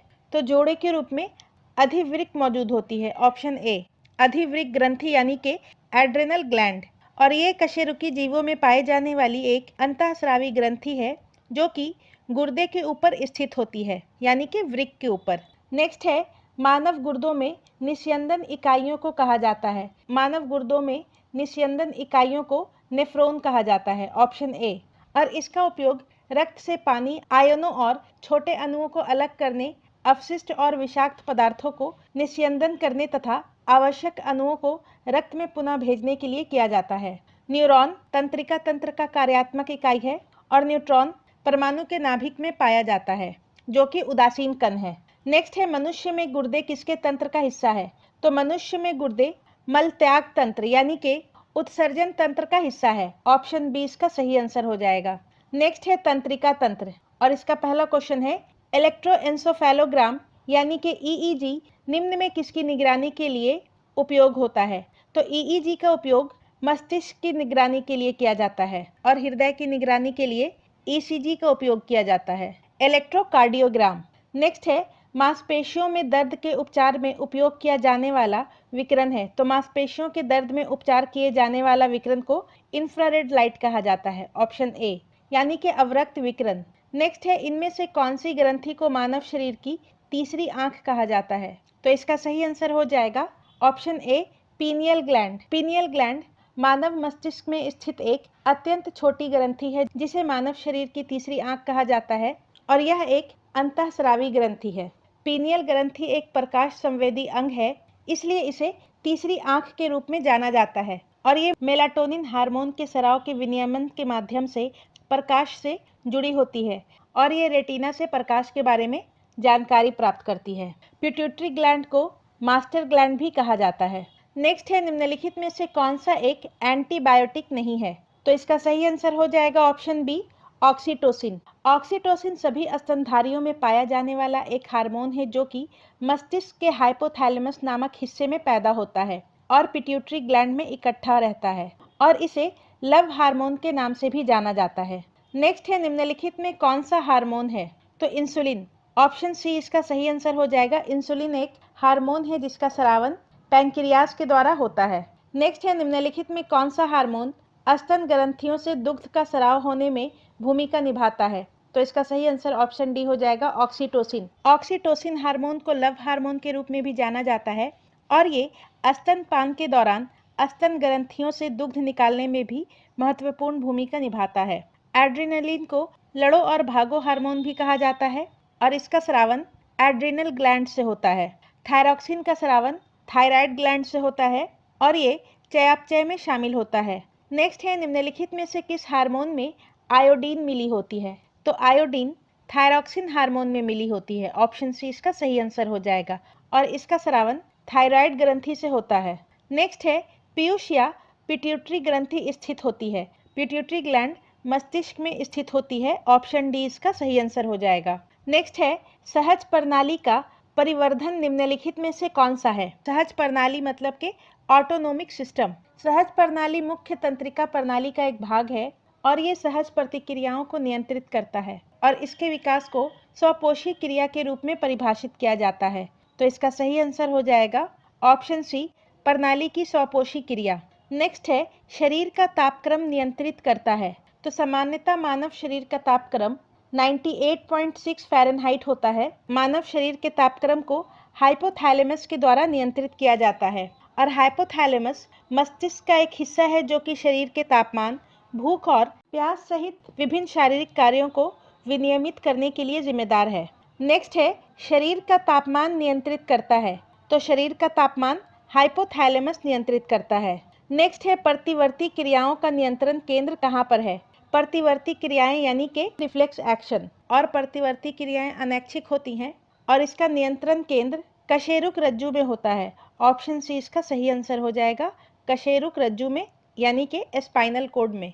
नेक्स्ट है, निम्न में शरीर का कौन सा अंग शरीर के संतुलन को नियंत्रित करता है? शरीर का संतुलन बनाने के लिए कान के अंदर उपस्थित मैक्यूला और क्रिस्टे तथा सेरिबेलम, जिसे छोटी मस्तिष्क भी कहा जाता है, ये दोनों उत्तरदायी है। तो इसका सही आंसर हो जाएगा ऑप्शन डी, उपयुक्त में से एक से अधिक। शरीर के संतुलन को नियंत्रित कान और सेरिबेलम ये दोनों करते हैं। नेक्स्ट है, थायराइड ग्रंथि थायरॉक्सिन स्रावित करने के लिए उत्तेजित करने वाला अंतःस्रावी हार्मोन कौन सा है? थायराइड ग्रंथि एक अंतःस्रावी ग्रंथि है और ये गले में पाया जाता है और इसके द्वारा मेटाबॉलिज्म यानी कि चयापचय, हृदय गति और शरीर का तापमान नियंत्रित होता है और थायराइड ग्रंथि से थायरॉक्सिन स्रावित करने के लिए उत्तेजित करने वाला अंतःस्रावी हार्मोन TSH है। ऑप्शन ए इसका सही आंसर हो जाएगा और TSH यानी कि थायराइड स्टिमुलेटिंग हार्मोन और ये पीयूष ग्रंथि के द्वारा स्रावित होता है। नेक्स्ट है, आगत तथा निर्गत तंत्रिकाएं मिलती हैं? तो आगत तथा निर्गत तंत्रिकाएं केंद्रीय तंत्रिका तंत्र में मिलती हैं। तो इसका सही आंसर ऑप्शन सी हो जाएगा, केंद्रीय तंत्रिका तंत्र में। नेक्स्ट है, जनन एवं भ्रूणीय विकास और इसका पहला क्वेश्चन है, गर्भ में भ्रूण के विकास को जानने के लिए निम्नलिखित किरणों या तरंगों में किसका उपयोग किया जाता है? तो इसका सही आंसर हो जाएगा पाराध्वनि तरंगे यानी कि अल्ट्रासोनिक वेव्स। नेक्स्ट है, महिला सेक्स हार्मोन है? महिला सेक्स हार्मोन एस्ट्रोजन और प्रोजेस्टेरोन होता है। तो यहाँ पर इसका सही आंसर हो जाएगा ऑप्शन ए, एस्ट्रोजन, और इसका उत्पादन स्त्री के अंडाशय में होता है और एंड्रोजन पुरुषों में पाया जाने वाला हार्मोन है, मेल हार्मोन। ऑक्सीटोसिन, इसका निर्माण हाइपोथैलेमस में होता है और इंसुलिन का निर्माण पैंक्रियाज के द्वारा होता है। नेक्स्ट है, भ्रूण किस में मिलता है? तो पौधों में भ्रूण बीज में मिलता है। तो इसका सही आंसर हो जाएगा ऑप्शन सी, बीज। नेक्स्ट है, लैंगिक जनन से आनुवांशिक विचरण कैसे होता है? लैंगिक जनन से आनुवांशिक विचरण जीन के सम्मिश्रण या ब्लेंडिंग से होता है, क्रोमोसोम में बदलाव से होता है और जीन के मिश्रण या सफलिंग से होता है। तो इसका सही आंसर हो जाएगा ऑप्शन डी, उपर्युक्त सभी। नेक्स्ट है, निषेचन की क्रिया कहाँ पर होती है? निषेचन यानी कि फर्टिलाइजेशन और मनुष्य में फर्टिलाइजेशन की क्रिया अंडवाहिनी यानी कि फिलोपियन ट्यूब में होती है, विशेष रूप से एम्पुला नामक भाग में। नेक्स्ट है पादप कार्य की, और इसके अंतर्गत हम लोग प्रकाश संश्लेषण से जुड़े क्वेश्चंस को डिस्कस करेंगे। पहला क्वेश्चन है, प्रकाश संश्लेषण होता है। तो प्रकाश संश्लेषण मुख्य रूप से पौधे की कोशिकाओं में स्थित क्लोरोप्लास्ट में होता है। तो इसका सही आंसर ऑप्शन सी हो जाएगा, क्लोरोप्लास्ट। और क्लोरोप्लास्ट एक कोशिकांग है जिसमें क्लोरोफिल नामक हरा वर्णक होता है, जो कि सूर्य के प्रकाश को अवशोषित करके प्रकाश संश्लेषण की क्रिया को अंजाम देता है। नेक्स्ट है, प्रकाश संश्लेषण का उपउत्पाद है। प्रकाश संश्लेषण की प्रक्रिया में पौधे का हरा भाग सूर्य के प्रकाश की उपस्थिति में कार्बन डाइऑक्साइड और पानी का उपयोग करके ग्लूकोज और ऑक्सीजन का निर्माण करते हैं। तो इसका सही आंसर ऑप्शन बी हो जाएगा, ऑक्सीजन। और प्रकाश संश्लेषण की प्रक्रिया को सामान्यतः इस इक्वेशन के द्वारा दर्शाया जाता है, जिसमें कार्बन डाइऑक्साइड और जल मिलकर के ग्लूकोज और ऑक्सीजन का निर्माण करते हैं सूर्य के प्रकाश की उपस्थिति में। नेक्स्ट है, साइटोप्लाज्म के अंदर प्रकाश संश्लेषण की अंधेरी अभिक्रिया का वास्तविक स्थल होता है। साइटोप्लाज्म के अंदर प्रकाश संश्लेषण की अंधेरी अभिक्रिया को ब्लैक मैन अभिक्रिया कहा जाता है, और ये क्रिया क्लोरोप्लास्ट के स्ट्रोमा में संपन्न होती है, क्योंकि इसमें ऐसे एंजाइम भाग लेते हैं जो कि वातावरण के लिए कार्बन डाइऑक्साइड का अपचयन करके शर्करा में परिवर्तित कर देते हैं। तो इसका सही आंसर हो जाएगा ऑप्शन सी, एस्ट्रोमा। नेक्स्ट है, सौर ऊर्जा एटीपी में बदलती है। तो क्लोरोप्लास्ट में सौर ऊर्जा एटीपी में बदलती है। तो इसका सही आंसर हो जाएगा ऑप्शन बी, क्लोरोप्लास्ट। नेक्स्ट है, श्वास की प्रक्रिया के लिए निम्न में से कौन सा कथन सत्य है? तो आइए देखते हैं। पहला कथन है, ऊर्जा कभी स्रावित नहीं होती है। तो ये स्टेटमेंट गलत है। श्वसन एक ऐसी प्रक्रिया है जिसमें ऊर्जा मुक्त होती है। नेक्स्ट है, ऊर्जा स्रावित होती है तथा एटीपी के रूप में भंडारित होती है। तो ये स्टेटमेंट सही है। श्वसन के दौरान ग्लूकोज टूटकर ऊर्जा मुक्त करती है, जो फिर एटीपी के रूप में संग्रहित होती है, और एटीपी का फुल फॉर्म होता है एडेनोसिन ट्राइफॉस्फेट। नेक्स्ट है, ऊर्जा स्रावित होती है तथा एडीपी के रूप में भंडारित होती है। तो यह स्टेटमेंट गलत है। एडीपी ऊर्जा के हस्तांतरण में शामिल होती है, और कोशिकाओं में ऊर्जा का प्राथमिक भंडारण एटीपी के रूप में होता है, और एडीपी का फुल फॉर्म होता है एडिनोसिन डाइफॉस्फेट। तो इसका सही आंसर हो जाएगा ऑप्शन बी, ऊर्जा स्रावित होती है तथा एटीपी के रूप में भंडारित होती है। नेक्स्ट है, निम्नलिखित में से कौन सा क्लोरोफिल का घटक नहीं है? यहाँ पर नहीं है पूछ रहा है। पर्णहरित या क्लोरोफिल एक प्रोटीन युक्त जटिल रासायनिक यौगिक है, और ये वर्णक पत्तों को हरा रंग प्रदान करता है, तथा मैग्नीशियम इसका प्रमुख घटक है। और मैग्नीशियम के अतिरिक्त क्लोरोफिल में कार्बन, हाइड्रोजन, नाइट्रोजन और ऑक्सीजन उपस्थित रहते हैं। उसमें कैल्शियम उपस्थित नहीं रहता है। ऑप्शन ए इसका सही आंसर हो जाएगा। नेक्स्ट है, प्रकाश की ओर पौधों के झुकाव का मुख्य कारण है। पौधों के प्रकाश की ओर झुकने की घटना को फोटोट्रोपिज्म कहा जाता है, और ये मुख्य रूप से पादप हार्मोन ऑक्सिन के कारण होता है। और जब प्रकाश एक ओर से टहनियों पर पड़ता है तो ऑक्सिन जो टहनियाँ शीर्ष पर संश्लेषित होती हैं, छायादार भाग की ओर चला जाता है, और छायांकित भाग पर ऑक्सिन की उच्च सांद्रता उस क्षेत्र में कोशिका वृद्धि को बढ़ावा देती है, जिससे पररोह प्रकाश स्रोत की ओर झुक जाता है। तो इसका सही आंसर हो जाएगा ऑप्शन बी, पररोह के छायादार भाग की ओर ऑक्सिन का विसरण। नेक्स्ट है, पानी मिट्टी से जड़ों में जिस भौतिक प्रक्रिया द्वारा गुजरता है उसे कहा जाता है। तो पानी मिट्टी से जड़ों में परासरण या ऑस्मोसिस की प्रक्रिया के द्वारा पहुंचता है। तो इसका सही आंसर हो जाएगा ऑप्शन डी, परासरण। और परासरण एक अर्ध पारगम्य झिल्ली के पार पानी या विलयक का उच्च जल सांद्रता वाले क्षेत्र से निम्न जल सांद्रता वाले क्षेत्र की ओर संचलन को कहा जाता है। और मिट्टी से पानी को अवशोषित करने में जड़ों के रोम यानी के रूट हेयर्स महत्वपूर्ण भूमिका निभाते हैं। नेक्स्ट है, क्लोरोफिल में कौन सा धातु आयन पाया जाता है? तो क्लोरोफिल में मुख्यतः मैग्नीशियम आयन पाया जाता है। ऑप्शन बी इसका सही आंसर हो जाएगा। नेक्स्ट है, पौधों एवं पेड़ों का खाना तैयार करने की प्रक्रिया कहलाती है। पौधों एवं पेड़ों का खाना तैयार करने की प्रक्रिया फोटोसिंथेसिस कहलाती है। ऑप्शन डी इसका सही आंसर हो जाएगा। और इस प्रक्रिया में हरे पादप सूर्य के प्रकाश, पर्णहरित, कार्बन डाइऑक्साइड और जल का उपयोग करके खाद्य का संश्लेषण करते हैं, जिसमें ग्लूकोज और ऑक्सीजन का निर्माण होता है। नेक्स्ट है, निम्नलिखित में से किसके लिए प्रकाश संश्लेषण में क्लोरोफिल का उपयोग किया जाता है? तो प्रकाश संश्लेषण में क्लोरोफिल का उपयोग प्रकाश को अवशोषित करने में किया जाता है। ऑप्शन डी इसका सही आंसर हो जाएगा।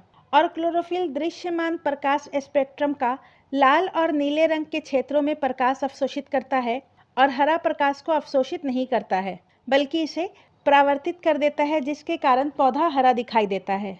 नेक्स्ट है, क्लोरोफिल सूर्य के प्रकाश के किस तरंगदैर्घ्य को अवशोषित करता है? तो अभी मैंने बताया कि प्रकाश संश्लेषण में क्लोरोफिल हरे को अवशोषित नहीं करता है, परावर्तित कर देता है। ये दोनों ऑप्शन गलत हो जाएगा, तो इसका सही आंसर हो जाएगा ऑप्शन ए, लाल और नीला। नेक्स्ट है, प्रकाश संश्लेषण के अध्ययन से संबंधित वनस्पति विज्ञान की शाखा है, तो उसे पादप कार्यकी कहा जाता है। ऑप्शन सी इसका सही आंसर हो जाएगा। पादप कार्यकी या प्लांट फिजियोलॉजी प्रकाश संश्लेषण के अध्ययन से संबंधित वनस्पति विज्ञान को पादप कार्यकी या प्लांट फिजियोलॉजी कहा जाता है। नेक्स्ट है, पत्ती की कोशिकाओं में प्रकाश संश्लेषण का स्थान कहाँ है? तो पत्ती में प्रकाश संश्लेषण क्लोरोप्लास्ट युक्त कोशिकाओं में होता है, मतलब के पौधे के समस्त हरित भागों में, और ये प्रक्रिया विशेषता पत्तियों के मेसोफिल ऊतक में होता है। तो इसका सही आंसर हो जाएगा ऑप्शन डी, उपयुक्त में से कोई नहीं। नेक्स्ट है, पौधों में परदीप्ति कालिता की खोज करने वाले हैं। परदीप्ति कालिता यानी कि फोटोपीरियडिज्म, जो कि पौधों और जानवरों में एक जैविक घटना है जिसमें दिन और रात की सापेक्ष लंबाई के प्रति शारीरिक प्रतिक्रिया होती है, और यह एक महत्वपूर्ण कारक है जो पौधों और जानवरों के विकास, प्रजनन और अन्य मौसमी व्यवहारों को प्रभावित करता है। और पौधों में परदीप्ति कालिता की खोज गार्नर और एलार्ड के द्वारा की गई थी। ऑप्शन ए इसका सही आंसर हो जाएगा। और इन्होंने ये पाया कि पौधे में पुष्पन की प्रक्रिया दिन की लंबाई में यानी कि प्रकाश की अवधि पर निर्भर करता है। नेक्स्ट है, सूक्ष्म जीवों द्वारा कार्बनिक पदार्थों को तोड़ने की प्रक्रिया कहलाती है, तो उसे अपघटन कहते हैं। ऑप्शन सी इसका सही आंसर हो जाएगा। जब सूक्ष्म जीवों द्वारा कार्बनिक पदार्थों को सरल अकार्बनिक पदार्थों में तोड़ा जाता है तो उस प्रक्रिया को अपघटन कहा जाता है। और अपघटन पारिस्थितिकी तंत्र में पोषक तत्वों के चक्रण के लिए एक महत्वपूर्ण प्रक्रिया है जिसमें कवक और बैक्टीरिया भाग लेते हैं। नेक्स्ट है, पादप पोषण, और इसका पहला क्वेश्चन है, अदरक तना है जड़ नहीं क्योंकि? नोड और इंटरनोड की उपस्थिति तनों का एक विशिष्ट लक्षण है, और अदरक में नोड और इंटरनोड दोनों होते हैं, तो इसका सही आंसर हो जाएगा। इसमें नोड और इंटरनोड दोनों होते हैं, इसलिए ये जड़ नहीं है, ये तना है, तो इसका सही आंसर ऑप्शन बी हो जाएगा। नेक्स्ट है, निम्नलिखित में से कौन सा पादप हार्मोन है? पादप हार्मोन एक ऐसा रासायनिक पदार्थ है जो पौधों की वृद्धि और विकास को नियंत्रित करते हैं, और पौधों में मुख्य रूप से 5 हार्मोन पाए जाते हैं: ऑक्सिन, जिब्रेलिन, साइटोकैनिन, एथिलीन और एब्सिसिक अम्ल। साइटोकाइनिन कोशिका विभाजन, पत्ती की उम्र बढ़ने में देरी और पार्श्वकली के विकास को बढ़ावा देता है। जिब्रेलिन तने के विस्तार, बीज अंकुरन और फूल आने में महत्वपूर्ण भूमिका निभाता है। ऑक्सिन हार्मोन कोशिका वृद्धि, जड़ निर्माण और फोटोट्रोपिज्म को नियंत्रित करता है। एथिलीन एक गैसीय पादप हार्मोन है जो पौधे की वृद्धि और विकास में बहुआयामी भूमिका निभाते हैं, जिसमें मुख्य रूप से फलों का पकना, पत्तियों और फूलों के जीर्ण होने में और विगलन यानी कि पौधे के अंगों को झड़ने में मदद करते हैं। एब्सिसिक अम्ल तनाव प्रतिक्रियाओं और वृद्धि नियमन में भूमिका निभाता है। नेक्स्ट है, परागन की सुपरिभाषा है। परागन यानी कि पॉलिनेशन वह प्रक्रिया है जिसमें परागकण पराग कोश से निकलकर वर्तिकाग्र तक पहुंचते हैं, और यह प्रक्रिया विभिन्न माध्यम जैसे हवा, पानी, कीटों या अन्य जानवरों द्वारा हो सकती है। तो इसका सही आंसर हो जाएगा परागकण का पराग केसर से कलोम छिद्र तक स्थानांतरित होने की प्रक्रिया। ऑप्शन ए इसका सही आंसर हो जाएगा। नेक्स्ट है, पादप कली है। वनस्पति विज्ञान में किसी अविकसित परोह को कली या कलिका कहते हैं, और यह किसी पत्ती के कक्ष या तने के अंतिम छोर पर उत्पन्न होते हैं। तो इसका सही आंसर हो जाएगा ऑप्शन ए, एक भ्रूणीय टहनी। नेक्स्ट है, पौधे जो नमक युक्त मिट्टी में उगते हैं को क्या कहते हैं? नमक युक्त मिट्टी में उगने वाले पौधे को हेलोफाइट कहा जाता है। ऑप्शन सी इसका सही आंसर हो जाएगा। और हेलोफाइट का उदाहरण है बार्ली, डेट पाम, मैंग्रोव इत्यादि। ज़ीरोफाइट सूखी परिस्थितियों के लिए अनुकूलित पौधे हैं और ये बहुत कम पानी वाले वातावरण में जीवित रहने के लिए अनुकूलित होते हैं, जैसे कि कैक्टस, अनानास इत्यादि। हाइड्रोफाइट्स जलीय पर्यावरण में रहने और विकसित होने के लिए अनुकूलित हैं और इसका उदाहरण है वाटर लिली, लोटस इत्यादि। सक्यूलेंट मोटे और मांसल भाग वाले पौधे जो पानी के भंडारण के लिए अनुकूलित होते हैं। नेक्स्ट है लवणतायुक्त वातावरण प्रेमी पौधों को क्या कहते हैं? तो उन्हें लवण मृदोभित पौधा कहा जाता है, ऑप्शन डी। नेक्स्ट है निम्न में से किस पौधे ने खाद्य सामग्री संग्रह करने के लिए अपने स्टेम को संशोधित किया है? अदरक, आलू और शकरकंद जैसे पौधे खाद्य सामग्री को तने में संग्रहित करते हैं, तो इसका सही आंसर हो जाएगा ऑप्शन ए, अदरक। जबकि मूली, गाजर और चुकंदर जैसे पौधे अपनी खाद्य सामग्री का भंडारण जड़ों में करते हैं, ना कि तने में। नेक्स्ट है पौधे अपना पोषक तत्व मुख्यतः किससे प्राप्त करते हैं? तो पौधे अपना पोषक तत्व मुख्यतः मृदा से प्राप्त करते हैं, ऑप्शन डी इसका सही आंसर हो जाएगा। और सभी हरे पौधे स्वपोषी होते हैं, यानी कि ऑटोट्रोफिक होते हैं और वो फोटोसिंथेसिस के माध्यम से अपना भोजन तैयार करते हैं। नेक्स्ट है जीवाणु की खोज किसने की? तो जीवाणु की खोज 1676 में लुएन हुक के द्वारा की गई थी। नेक्स्ट है संवहनी या वस्कुलर पौधों में पानी ऊपर किससे जाता है? तो वस्कुलर पौधों में पानी ऊपर जाइलम टिश्यू के द्वारा जाता है, ऑप्शन डी इसका सही आंसर हो जाएगा।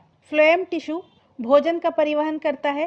पैरेन्काइमा टिश्यू मुख्य रूप से भोजन और पानी का भंडारण करता है, प्रकाश संश्लेषण में मदद करता है और पौधों को यांत्रिक सहायता प्रदान करता है। और मेरिस्टेम टिश्यू पौधों की वृद्धि के लिए जिम्मेदार है। नेक्स्ट है माँ पौधे के भांति पौधा मिलता है। तो माँ पौधे के भांति पौधा बीज और तना दोनों से मिलता है, तो इसका सही आंसर ऑप्शन सी हो जाएगा, इन दोनों से। नेक्स्ट है कीटभक्षी पौधे मिट्टी में किसकी कमी से उगते हैं? कीटभक्षी पौधे, जिन्हें मांसाहारी पौधे भी कहा जाता है, ऐसे वातावरण में उगने के लिए अनुकूलित होते हैं जहां मिट्टी में कुछ आवश्यक पोषक तत्वों की कमी होती है, पर मुख्य रूप से नाइट्रोजन। तो इसका सही आंसर हो जाएगा ऑप्शन सी, नाइट्रोजन। और ये पौधे कीटों का भक्षण करके नाइट्रोजन की आवश्यकता की पूर्ति करते हैं। और कीटभक्षी पौधों का उदाहरण है pitcher plant, sundew plant, Venus plant इत्यादि। नेक्स्ट है लेग्यूमिनस पौधों में नाइट्रोजन स्थिरीकरण के लिए कौन सा वर्णक आवश्यक है? तो लेग्यूमिनस पौधे यानी कि फलीदार पौधे एक प्रकार के पुष्पीय पौधे होते हैं जिनमें सेम, मटर, मसूर, सोयाबीन इत्यादि शामिल है और इनकी जड़ों में नाइट्रोजन स्थिरीकरण करने वाले जीवाणु पाए जाते हैं। और लेग्यूमिनस पौधों की जड़ों में लेगहीमोग्लोबिन नामक वर्णक पाया जाता है और ये वर्णक नाइट्रोजन स्थिरीकरण की प्रक्रिया में महत्वपूर्ण भूमिका निभाता है, क्योंकि ये ऑक्सीजन को नियंत्रित करके नाइट्रोजिनेज एंजाइम के कार्य के लिए अवयवी वातावरण बनाए रखने में मदद करता है।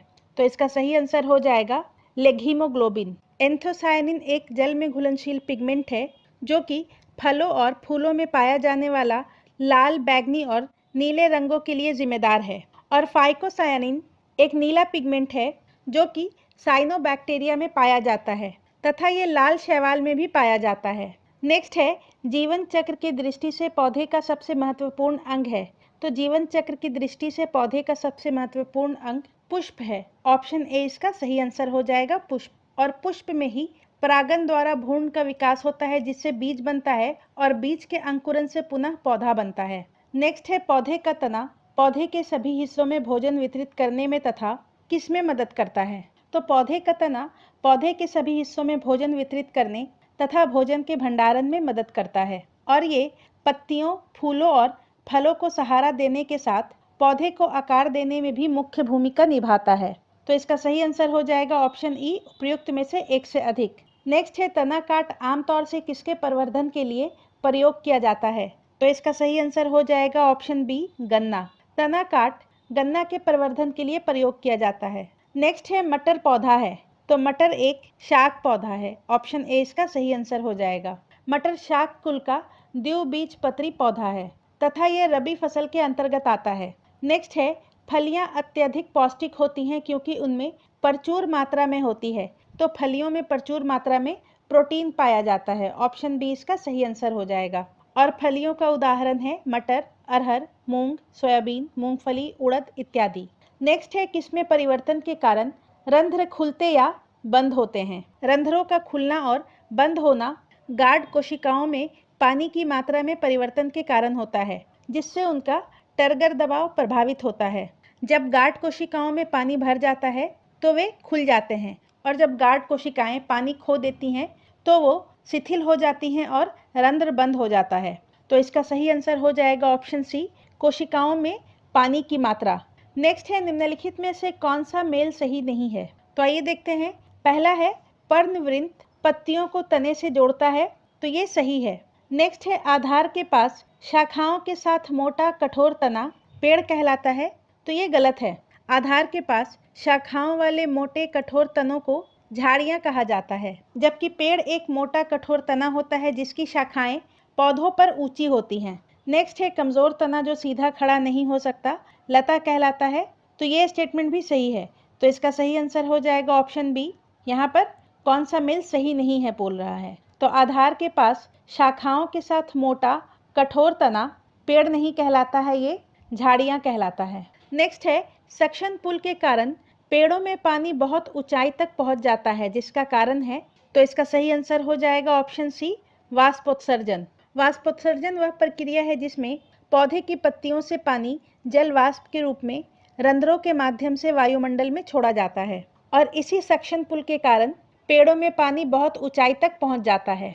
नेक्स्ट है, लीची का खाद्य भाग है, तो लीची का खाने योग्य भाग एरिल कहलाता है। ऑप्शन ए इसका सही आंसर हो जाएगा। नेक्स्ट है, अदरक एक भूमिगत तना है एवं जड़ नहीं, क्योंकि इसमें गांठ एवं पर्व होते हैं। ऑप्शन बी इसका सही आंसर हो जाएगा। नोड और इंटरनोड्स होते हैं। नेक्स्ट है, जल परागित पुष्पों में परागकण होते हैं, तो जल परागित पुष्पों में परागकण सूखे होते हैं। ऑप्शन सी इसका सही आंसर हो जाएगा। नेक्स्ट है, पौधों की जड़ों में मृदा से जल प्रवेश करता है, तो इसका सही आंसर ऑप्शन सी हो जाएगा, ऑस्मोटिक दाब। पौधों की जड़ों में मृदा से जल का प्रवेश मुख्य रूप से परासरण की प्रक्रिया के द्वारा होता है, जिसमें जल के अणु अपनी उच्च सांद्रता वाले क्षेत्र से अर्ध पारगम्य झिल्ली के माध्यम से कम सांद्रता वाले क्षेत्र की ओर गति करते हैं, और पौधों की जड़ों की कोशिकाओं में जल की सांद्रता मिट्टी की तुलना में कम होती है, जिससे जल परासरण दाब के कारण जड़ों में प्रवेश करता है। नेक्स्ट है, संवेदनशील पौधे मिमोसा पुडिका की पत्तियों की गति को कहा जाता है।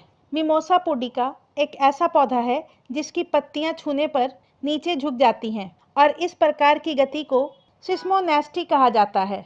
तो इसका सही आंसर हो जाएगा ऑप्शन डी, उपर्युक्त में से कोई नहीं। और यहाँ पर कोमोनेस्टी रासायनिक उद्दीपन से संबंधित है, हाइड्रोट्रोपिज्म पानी की ओर वृद्धि से संबंधित है, और थर्मोनेस्टी तापमान में परिवर्तन से संबंधित है। नेक्स्ट है, निम्नलिखित में से कौन सा एक वनस्पतिक हार्मोन है, यानी कि पादप हार्मोन है? इंसुलिन और एस्ट्रोजन ये दोनों मानव हार्मोन है, और साइटोकाइनिन ये एक पादप हार्मोन है जो कि पौधों में कोशिका विभाजन और विकास को बढ़ावा देता है। तो ऑप्शन ए इसका सही आंसर हो जाएगा। नेक्स्ट है, पादप जनन, और इसका पहला क्वेश्चन है, निम्न में कौन सा एक सच्चा फल नहीं है? सच्चा फल निषेचन के बाद पूरी तरह से फूल के अंडाशय में विकसित होता है, जबकि झूठे या सहायक फल में अंडाशय के साथ साथ थैलेमस जैसे अन्य पुष्प भाग भी विकसित होते हैं। और दिए गए विकल्प में सेब सच्चा फल नहीं है। ये एक झूठे या सहायक फल का उदाहरण है, क्योंकि इसका खाद्य भाग मुख्य रूप से थैलेमस से विकसित होता है, ना कि केवल अंडाशय से। और अंगूर, खजूर, आलू बुखारा ये तीनों सच्चे फल का उदाहरण है। नेक्स्ट है, पाइन, फर, एस्प्रूस, सेडार, लार्च एवं साइप्रस आदि मशहूर लकड़ी उत्पादक पौधों में से बहुत से भारत के पहाड़ी भागों में भी पाए जाते हैं। ये सभी क्या कहलाते हैं? तो इसका सही आंसर हो जाएगा अनावृत बीजी, यानी कि जिम्नोस्पर्म। और अनावृत बीजी ऐसे पौधों के वृक्ष को कहा जाता है जिसके बीज फूलों में और फलों में बंद होने के बजाय छोटी टहनियों या शंकुओं में खुली अवस्था में होते हैं। आवृत बीजी या एंजियोस्पर्म ऐसे फूल वाले पौधे होते हैं जिनके बीज फल के अंदर विकसित होते हैं। एक बीजपत्री ये आवृत बीजी पौधे का एक उपवर्ग है जिसके बीज में केवल एक बीज पत्र होता है। और द्विबीजपत्री ये आवृत बीजी पौधे का एक उपवर्ग है जिसके बीजों में दो बीज पत्र होता है। नेक्स्ट है, फूल का कौन सा भाग फल बनता है? तो अंडाशय फूल का वह भाग है जो निषेचन के बाद फल में विकसित होता है। तो इसका सही आंसर हो जाएगा ऑप्शन सी, अंडाशय। नेक्स्ट है, आर्थिक महत्व, और इसका पहला क्वेश्चन है, लौंग एक मसाला पौधे के किस भाग से प्राप्त होता है? तो लौंग को फूल की कली से प्राप्त किया जाता है। ऑप्शन डी इसका सही आंसर हो जाएगा, फूल की कली। नेक्स्ट है, लौंग पौधे के निम्नलिखित में से किस भाग से प्राप्त होता है? लौंग साइजीजियम एरोमेटिक नामक पेड़ की सुगंधित सूखी फूलों की कलियों को नाम दिया गया है और लौंग को सूखी पुष्प कलिकाओं से प्राप्त किया जाता है। तो इसका सही आंसर हो जाएगा ऑप्शन डी, शुष्क पुष्प कली। नेक्स्ट है, कुरकुमा लोंगा कौन से मसाले का वैज्ञानिक नाम है? तो कुरकुमा लोंगा हल्दी का वैज्ञानिक नाम है। जीरा यानी कि क्यूमीन का रासायनिक नाम क्यूमीन साइमिनियम होता है। लौंग या क्लोव का रासायनिक नाम साइजीजियम एरोमेटिकम होता है और धनिया का रासायनिक नाम कोरिएंड्रम सटाइवम होता है। नेक्स्ट है, इलुनिन प्राप्त होता है। तो इलुनिन एक पॉलीसैकेराइड है जो डहलिया की जड़ से प्राप्त होता है। तो इसका सही आंसर हो जाएगा ऑप्शन बी, डहलिया की जड़ों से। नेक्स्ट है, मलेरिया के लिए कुनैन एक सामान्य दवा है, एक पौधे से प्राप्त होती है। यह दवा पौधे के किस भाग से प्राप्त होती है? कुनैन सिनकोना पौधे के तने के छाल से प्राप्त होती है। तो इसका सही आंसर हो जाएगा ऑप्शन सी, तने की छाल। नेक्स्ट है, एस्पिरिन कहाँ से मिलती है? एस्पिरिन एक एंटीपायरेटिक है जिसका उपयोग दर्द निवारक दवाओं में किया जाता है और ये वीलो और मर्टल जैसे पेड़ों में पाया जाता है। तो इसका सही आंसर हो जाएगा ऑप्शन सी, एक पेड़ से। नेक्स्ट है, हल्दी पौधे के किस भाग से हल्दी पाउडर प्राप्त होता है? तो इसका सही आंसर हो जाएगा ऑप्शन डी, उपयुक्त में से कोई नहीं। हल्दी के पौधे के तने को काटकर बाहरी परत हटाने के बाद बचे हुए तने को सुखाकर हल्दी पाउडर बनाया जाता है। अर्थात हल्दी पाउडर हल्दी पौधे के भूमिगत तने या परकंद से मिलता है। नेक्स्ट है, एस्पिरिन है। तो एस्पिरिन एक एंटीपायरेटिक है यानी कि दर्द निवारक है। नेक्स्ट है, सबसे लंबा जीवित वृक्ष है। तो सबसे लंबा जीवित वृक्ष सिकोआ है। ऑप्शन बी इसका सही आंसर हो जाएगा, जिसकी ऊंचाई लगभग 115 मीटर से अधिक है। नेक्स्ट है, द्विपद विज्ञान संबंधी नाम का उदाहरण है। द्विपद नामकरण यानी कि बाइनोमियल नोमेनक्लेचर में जीव का नाम दो भागों में बटा होता है। पहला भाग वंश या जीनस होता है और दूसरा भाग जाति या स्पेसीज होता है। और दिए गए विकल्प में राना टाइग्रीना बाइनोमियल नोमेनक्लेचर यानी कि द्विपद नामकरण का उदाहरण है, जहां राना वंश का नाम है और टिग्रीना जाति का नाम है और राना टिग्रीना मेंढक का वैज्ञानिक नाम है। और द्विपद नामकरण की पद्धति की शुरुआत लिनियस के द्वारा की गई थी। नेक्स्ट है, किस वनस्पति खाद्य में अधिकतम प्रोटीन होता है? तो दिए गए विकल्प में सोयाबीन में सबसे अधिक प्रोटीन होता है। तो ऑप्शन सी इसका सही आंसर हो जाएगा, लगभग 38 से 42%। नेक्स्ट है, संसार का सबसे बड़ा पुष्प है। तो संसार का सबसे बड़ा पुष्प रेफ्लेशिया है। ऑप्शन बी इसका सही आंसर हो जाएगा। और सबसे छोटा पुष्प वुल्फिया है। नेक्स्ट है, सूची 1 को सूची 2 से सुमेलित कीजिए। एक तरफ है कपड़ा और दूसरे तरफ है उत्पत्ति। लिनन की उत्पत्ति संत का पौधा से होता है। जटा या क्वायर की उत्पत्ति नारियल के पौधे से होता है। मोहायर की उत्पत्ति अंगूरा बकरी के द्वारा होता है और डाउन की उत्पत्ति बत्तख और गीज के पंख के द्वारा होता है। ये ग्रीज नहीं होगा, यहाँ पर गीज होगा।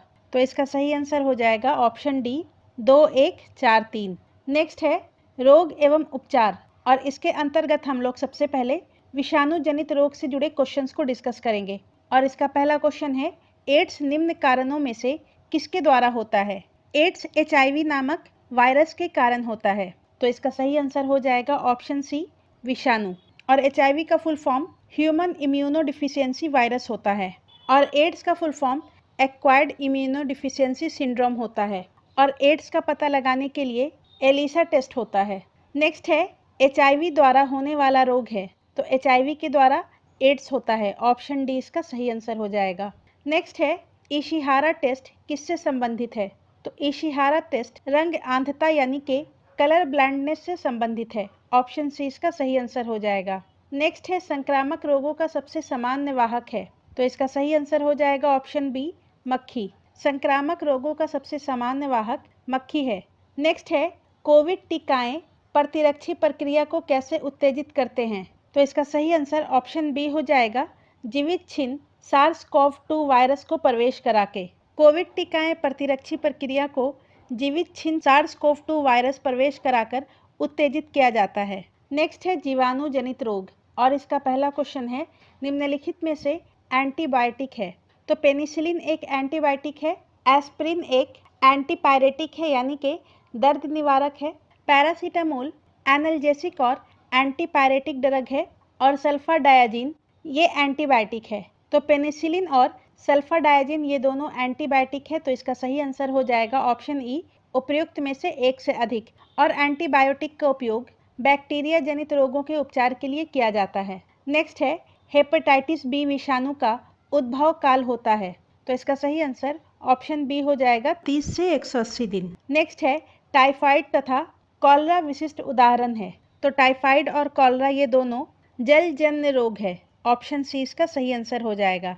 और टाइफाइड साल्मोनेला टाइफी नामक बैक्टीरिया के कारण होता है तथा कॉलरा विब्रियो कॉलरी नामक जीवाणु से होता है। नेक्स्ट है बीसीजी वैक्सीन का इस्तेमाल किसकी रोकथाम के लिए किया जाता है? बीसीजी का फुल फॉर्म होता है बैसिलस कालमेट गैरिन और ये टीका टीबी से बचाव के लिए शिशु के जन्म के तुरंत बाद लगाया जाता है, तो इसका सही आंसर हो जाएगा ऑप्शन सी क्षय रोग या टीबी।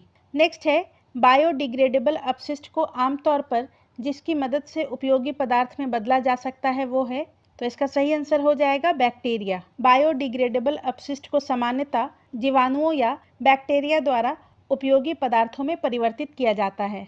नेक्स्ट है निम्नलिखित में से किस जीवाणु बीमारी को पलीहा ज्वार कहा जाता है? तो पलीहा ज्वार या स्प्लीन फीवर एंथ्रेक्स को बोला जाता है, ऑप्शन बी इसका सही आंसर हो जाएगा। नेक्स्ट है प्रतिवर्ष 5 लाख भारतीय एक रोग से मरते हैं, इसकी पहचान करें, तो इसका सही आंसर हो जाएगा ऑप्शन डी क्षय रोग। नेक्स्ट है कवक जनित रोग और इसका पहला क्वेश्चन है मृत जीवों के अपघटक हैं, मृत जीवों के अपघटक जीवाणु और कवक हैं, तो इसका सही आंसर ऑप्शन डी हो जाएगा उपयुक्त में से एक से अधिक। नेक्स्ट है अन्य परजीवी रोग और इसका पहला क्वेश्चन है मादा एनोफिलीज को मादा क्यूलेक्स से अलग किया जा सकता है क्योंकि वह बैठती है, तो मादा एनोफिलीज को मादा क्यूलेक्स से अलग किया जा सकता है क्योंकि वह अध अस्तर के साथ एक कोन पर बैठती है, तो इसका सही आंसर हो जाएगा ऑप्शन बी। और मादा क्यूलेक्स मच्छर अध अस्तर के साथ समानांतर बैठता है। मादा एनोफिलीज मलेरिया के परजीवियों को संचारित करती है, जबकि मादा Culex West Nile virus filaria के परजीवियों को संचारित करती है। नेक्स्ट है मानव स्वास्थ्य पर ओजोन अपक्षय के क्या प्रभाव हो सकते हैं? ओजोन के क्षय के कारण सूर्य की हानिकारक पराबैंगनी किरणें सीधे धरती पर आएंगी, जिससे कई प्रकार की समस्याएं उत्पन्न हो सकती हैं, जैसे धूप से जलना यानी कि सनबर्न, मोतियाबिंद, त्वचा का कैंसर, त्वचा का मुरझाना इत्यादि शामिल है, तो इसका सही आंसर ऑप्शन ए हो जाएगा 1, 2, 3, 4। नेक्स्ट है हीनता जन्य असंक्रामक व अन्य रोग और इसका पहला क्वेश्चन है शरीर में लौह की कमी होने से क्या होता है? तो शरीर में जब लोहे की कमी हो जाती है तो रक्त अल्पता होता है, ऑप्शन ए इसका सही आंसर हो जाएगा, यानी कि अनीमिया होता है। स्कर्वी विटामिन सी की कमी के कारण होता है। हड्डियों में दुर्बलता विटामिन डी की कमी के कारण होता है। नेक्स्ट है ऑन्कोजिन संबंधित है, तो ऑन्कोजिन एक असामान्य जिन है जो कि कैंसर या कर्क रोग के लिए उत्तरदायी है, तो इसका सही आंसर हो जाएगा ऑप्शन सी कर्क रोग से। नेक्स्ट है हमारे शरीर में मलेरिया परजीवी का भंडारण स्थल है। मलेरिया संक्रमित एनोफिलीज मच्छर के काटने से फैलता है, जो कि प्लाज्मोडियम परजीवियों के कारण होने वाली बीमारी है और मलेरिया से यकृत और पलीहा दोनों प्रभावित होते हैं, तो इसका सही आंसर ऑप्शन डी हो जाएगा उपयुक्त में से एक से अधिक। नेक्स्ट है रक्त कैंसर या ल्यूकेमिया की रोकथाम में प्रयोग किया जाने वाला रेडियो समस्थानिक है, तो ल्यूकेमिया के रोकथाम में कोबाल्ट 60 और फास्फोरस 32 इन दोनों का उपयोग होता है, तो इसका सही आंसर हो जाएगा ऑप्शन ई उपयुक्त में से एक से अधिक। आयोडीन 131 का उपयोग थायराइड कैंसर के उपचार में किया जाता है और सोडियम 24 का उपयोग ब्रेन ट्यूमर आदि के इलाज में किया जाता है। नेक्स्ट है तीव्रता एवं प्रयुक्तता के आधार पर निम्नलिखित में से कौन सा कर्क रोग उत्पन्न कर सकता है तथा उसका उपचार भी करता है, तो इसका सही आंसर हो जाएगा ऑप्शन सी आयनीय विकिरण। आयनीय विकिरण वह कारक है जो कर्क रोग या कैंसर उत्पन्न कर सकता है और उपचार में भी प्रयुक्त होता है। नेक्स्ट है स्त्रियों की तुलना में पुरुष अधिक वर्णांधता से पीड़ित हो सकते हैं क्योंकि उनमें केवल एक एक्स क्रोमोसोम होता है और स्त्रियों में 2 एक्स क्रोमोसोम होता है, जिससे कि एक एक्स क्रोमोसोम जो कि वर्णांधता के जीन को यदि वहन करता है तो दूसरा सामान्य क्रोमोसोम उसे संतुलित कर देता है, इस तरह महिला केवल एक वाहक का कार्य करती है, पीड़ित नहीं होती, जबकि पुरुष जो है वो वर्णांधता से ग्रस्त हो जाता है। नेक्स्ट है, मलेरिया कौन से मच्छर के काटने से होता है? मलेरिया मादा एनोफ्िलीज मच्छर के काटने से फैलता है, जो कि प्लाज्मोडियम नामक परजीवी से संक्रमित होती है। तो इसका सही आंसर हो जाएगा ऑप्शन सी, पैरासाइट वाले मच्छर से। नेक्स्ट है, मलेरिया फैलाने के अतिरिक्त एनोफिलीज मच्छर वाहक है। एनोफिलीज मच्छर एंसेफेलाइटिस और फिलेरियासिस नामक रोग का वाहक है। तो इसका सही आंसर ऑप्शन सी हो जाएगा। डेंगू एडीज इजिप्टी मच्छर के काटने से होता है और इसे इजिप्शियन मॉस्किटो भी कहते हैं। नेक्स्ट है, ट्रैकोमा रोग का संबंध है। तो ट्रैकोमा रोग का संबंध आंखों से है। नेक्स्ट है, निम्नलिखित में से कौन से जोड़े सही सुमेलित हैं? एनोरेक्सिया नींद संबंधी विकार नहीं है। एनोरेक्सिया एक खाने का विकार है जिसमें व्यक्ति को अपने शरीर के वजन और आकार को लेकर अत्यधिक चिंता होती है और वो बहुत कम खाता है। इंसोम्निया नींद संबंधी विकार है। डिस्पनिया सांस की तकलीफ से संबंधित है और एनोस्मिया गंध की आंशिक या पूर्ण हानि है। तो दिए गए ऑप्शंस में 3 और 4 सही है, तो इसका सही आंसर ऑप्शन ए हो जाएगा, केवल 3 और 4। नेक्स्ट है, निम्नलिखित कथनों पर विचार कीजिए। यहाँ पर पूछ रहा है कौन सा कथन सही है।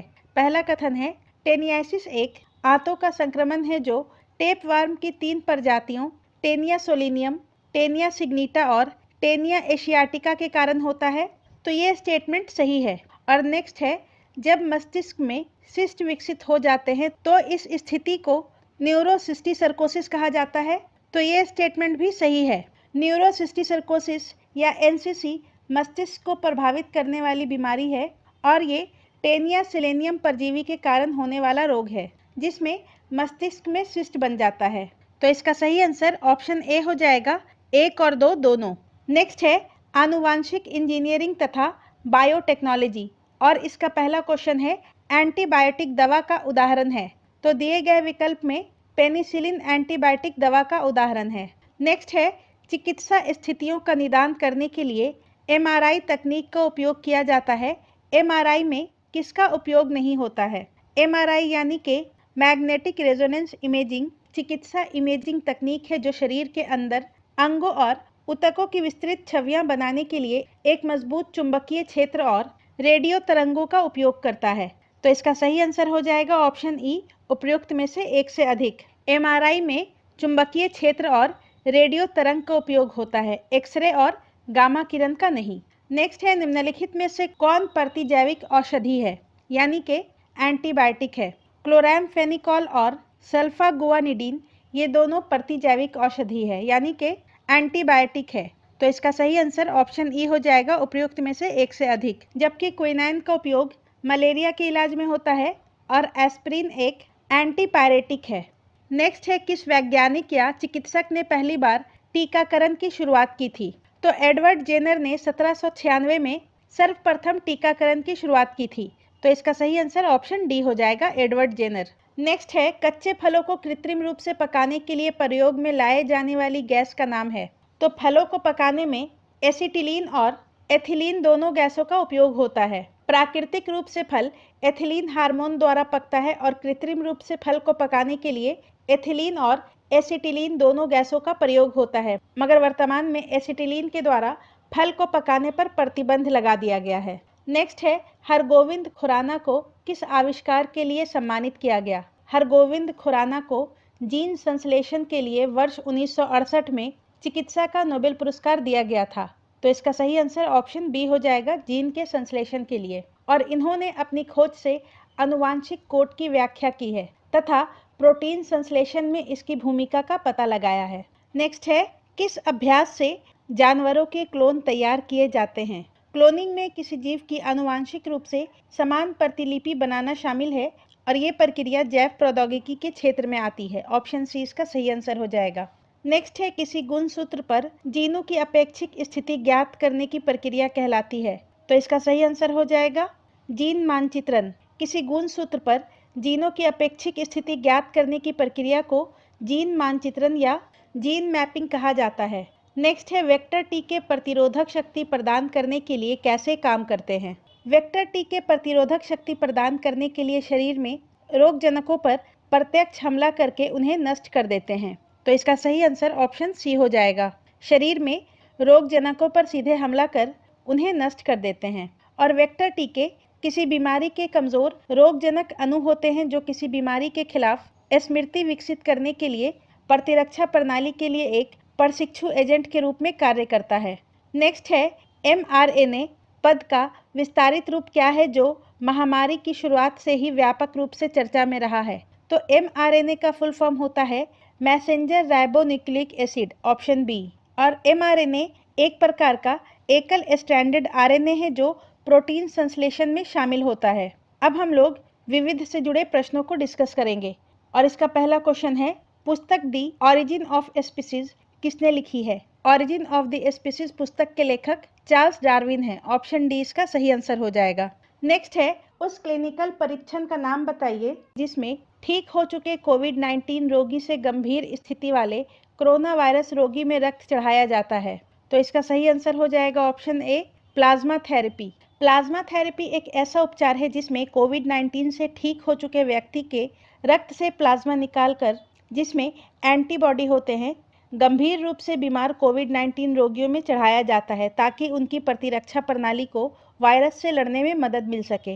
रेमडेसिवियर इंजेक्शन है जिसका विकास हेपेटाइटिस सी के इलाज के लिए हुआ था। नेक्स्ट है, मानव शरीर का सामान्य तापमान होता है। तो मानव शरीर का सामान्य तापमान 37 डिग्री सेंटीग्रेड या 98.6 फ़ारेनहाइट होता है, ऑप्शन सी इसका सही आंसर हो जाएगा। नेक्स्ट है, निम्नलिखित में से किसका प्रयोग मच्छरों के जैविक नियंत्रण के लिए किया जा सकता है। तो मच्छरों के जैविक नियंत्रण के लिए गैम्बूसिया नामक मछली का उपयोग किया जाता है। नेक्स्ट है, अंगूरा ऊन किससे निकाला जाता है। तो अंगूरा ऊन को अंगूरा नामक खरगोश से प्राप्त किया जाता है। तो इसका सही आंसर हो जाएगा ऑप्शन ए। और अंगूरा बकरे से मोहेयर प्राप्त होता है। नेक्स्ट है, एक पेड़ के तने में मृदा सतह से 1 मीटर दूरी पर एक कांटी ठोकी जाती है।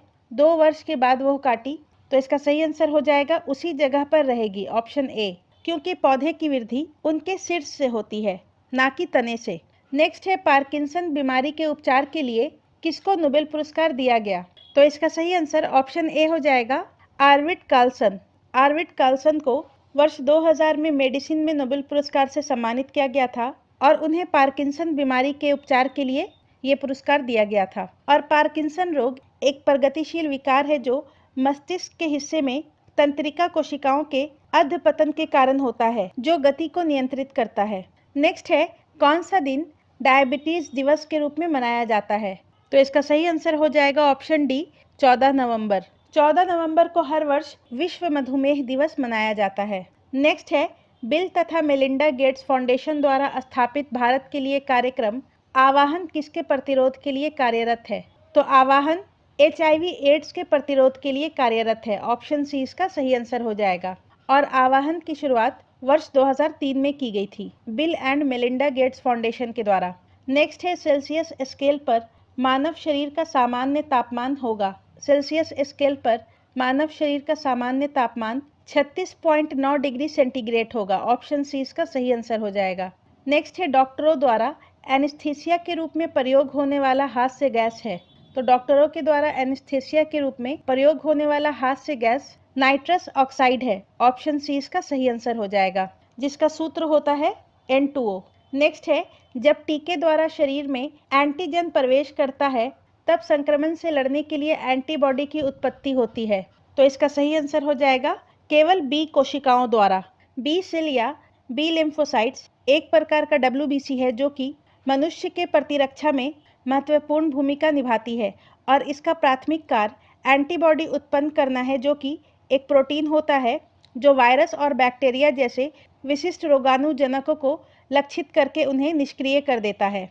जबकि टी कोशिकाएं, जिसे टी लिम्फोसाइट्स भी कहा जाता है, ये भी WBC का एक प्रकार है और ये प्रतिरक्षा प्रणाली का एक महत्वपूर्ण हिस्सा है जो कि संक्रमित कोशिकाओं को नष्ट करता है और प्रतिरक्षा प्रतिक्रिया को विनियमित करता है। और कुछ टी कोशिकाएं स्मृति कोशिकाएं बन जाती हैं जो भविष्य में उसी संक्रमण या बीमारी के प्रति प्रतिरक्षा प्रदान करने में मदद करती है।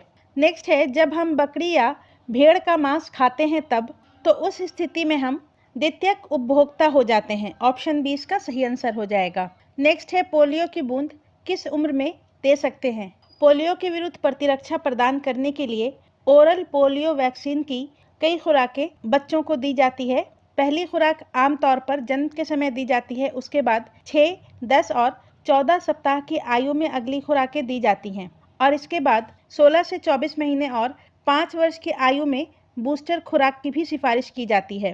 तो दिए गए विकल्प में पोलियो की बूंद 1 साल की उम्र तक दे सकते हैं, तो इसका सही आंसर ऑप्शन ए हो जाएगा। नेक्स्ट है, चेचक का टीका कहाँ से बनता है? चेचक एक विषाणु जनित रोग है और भारत में भेड़ और बकरी चेचक के टीकों के लिए रोमेनियन स्ट्रेन और रानीपेट स्ट्रेन से भी टीका विकसित किया जाता है, तो इसका सही आंसर ऑप्शन सी हो जाएगा, भेड़ों से। नेक्स्ट है, वसा और तेल युक्त भोजन में मिलाए जाने वाले पदार्थ को क्या कहा जाता है? तो वसा और तेल युक्त भोजन में मिलाए जाने वाले पदार्थ को एंटीऑक्सीडेंट कहते हैं। ऑप्शन सी इसका सही आंसर हो जाएगा, एंटीऑक्सीडेंट। और एंटीऑक्सीडेंट वे रसायन हैं जो ऑक्सीकरण की प्रक्रिया को रोकते हैं। नेक्स्ट है, टमाटर किस अम्ल का प्राकृतिक स्रोत है? तो टमाटर में ऑक्जेलिक अम्ल पाया जाता है। ऑप्शन सी इसका सही आंसर हो जाएगा। और ऑक्जेलिक अम्ल का सूत्र होता है COOH2। इसके अलावा पालक भी ऑक्जेलिक अम्ल का स्रोत है। एसिटिक अम्ल सिरके में पाया जाता है और टार्टरिक अम्ल इमली और अंगूर में पाया जाता है। नेक्स्ट है, प्रोटिस्टा समूह में निम्नलिखित में से कौन शामिल है? सभी एक कोशिकीय यूकैरियोटिक जीवों को प्रोटिस्टा समूह में सम्मिलित किया जाता है और हेटेरोट्रॉफी यूकैरियोटिक जीव को जंतु जगत में तथा सभी हरे पौधों को पादप जगत में शामिल किया गया है, तो इसका सही आंसर ऑप्शन ए हो जाएगा, एक कोशिकीय यूकैरियोटिक जीव। नेक्स्ट है, लाइकेन किस वायु प्रदूषक के प्रति संवेदनशील है? लाइकेन वायु प्रदूषण के प्रति संवेदनशील होते हैं, खास तौर पर सल्फर डाइऑक्साइड, तो इसका सही आंसर ऑप्शन सी हो जाएगा, सल्फर डाइऑक्साइड। और लाइकेन को वायुमंडलीय प्रदूषक के संकेतक के रूप में उपयोग किया जाता है। नेक्स्ट है, निम्नलिखित में से कौन सी विकिरणें शरीर के दर्द से राहत पाने के लिए उपयोग की जाती है? तो इसका सही आंसर हो जाएगा, इंफ्रारेड विकिरण। और ये एक प्रकार का विद्युत चुंबकीय विकिरण है जिसकी तरंग दैर्घ्य दृश्य प्रकाश से अधिक लंबी होती है लेकिन सूक्ष्म प्रकाश से कम होती है और इनका उपयोग शरीर को दर्द से राहत दिलाने में, थर्मल इमेजिंग में, रिमोट कंट्रोल में, संचार में, चिकित्सा में, खगोल विज्ञान इत्यादि में किया जाता है। तो आज की वीडियो में बस इतना ही। वीडियो पूरा एंड तक देखने के लिए आपका धन्यवाद।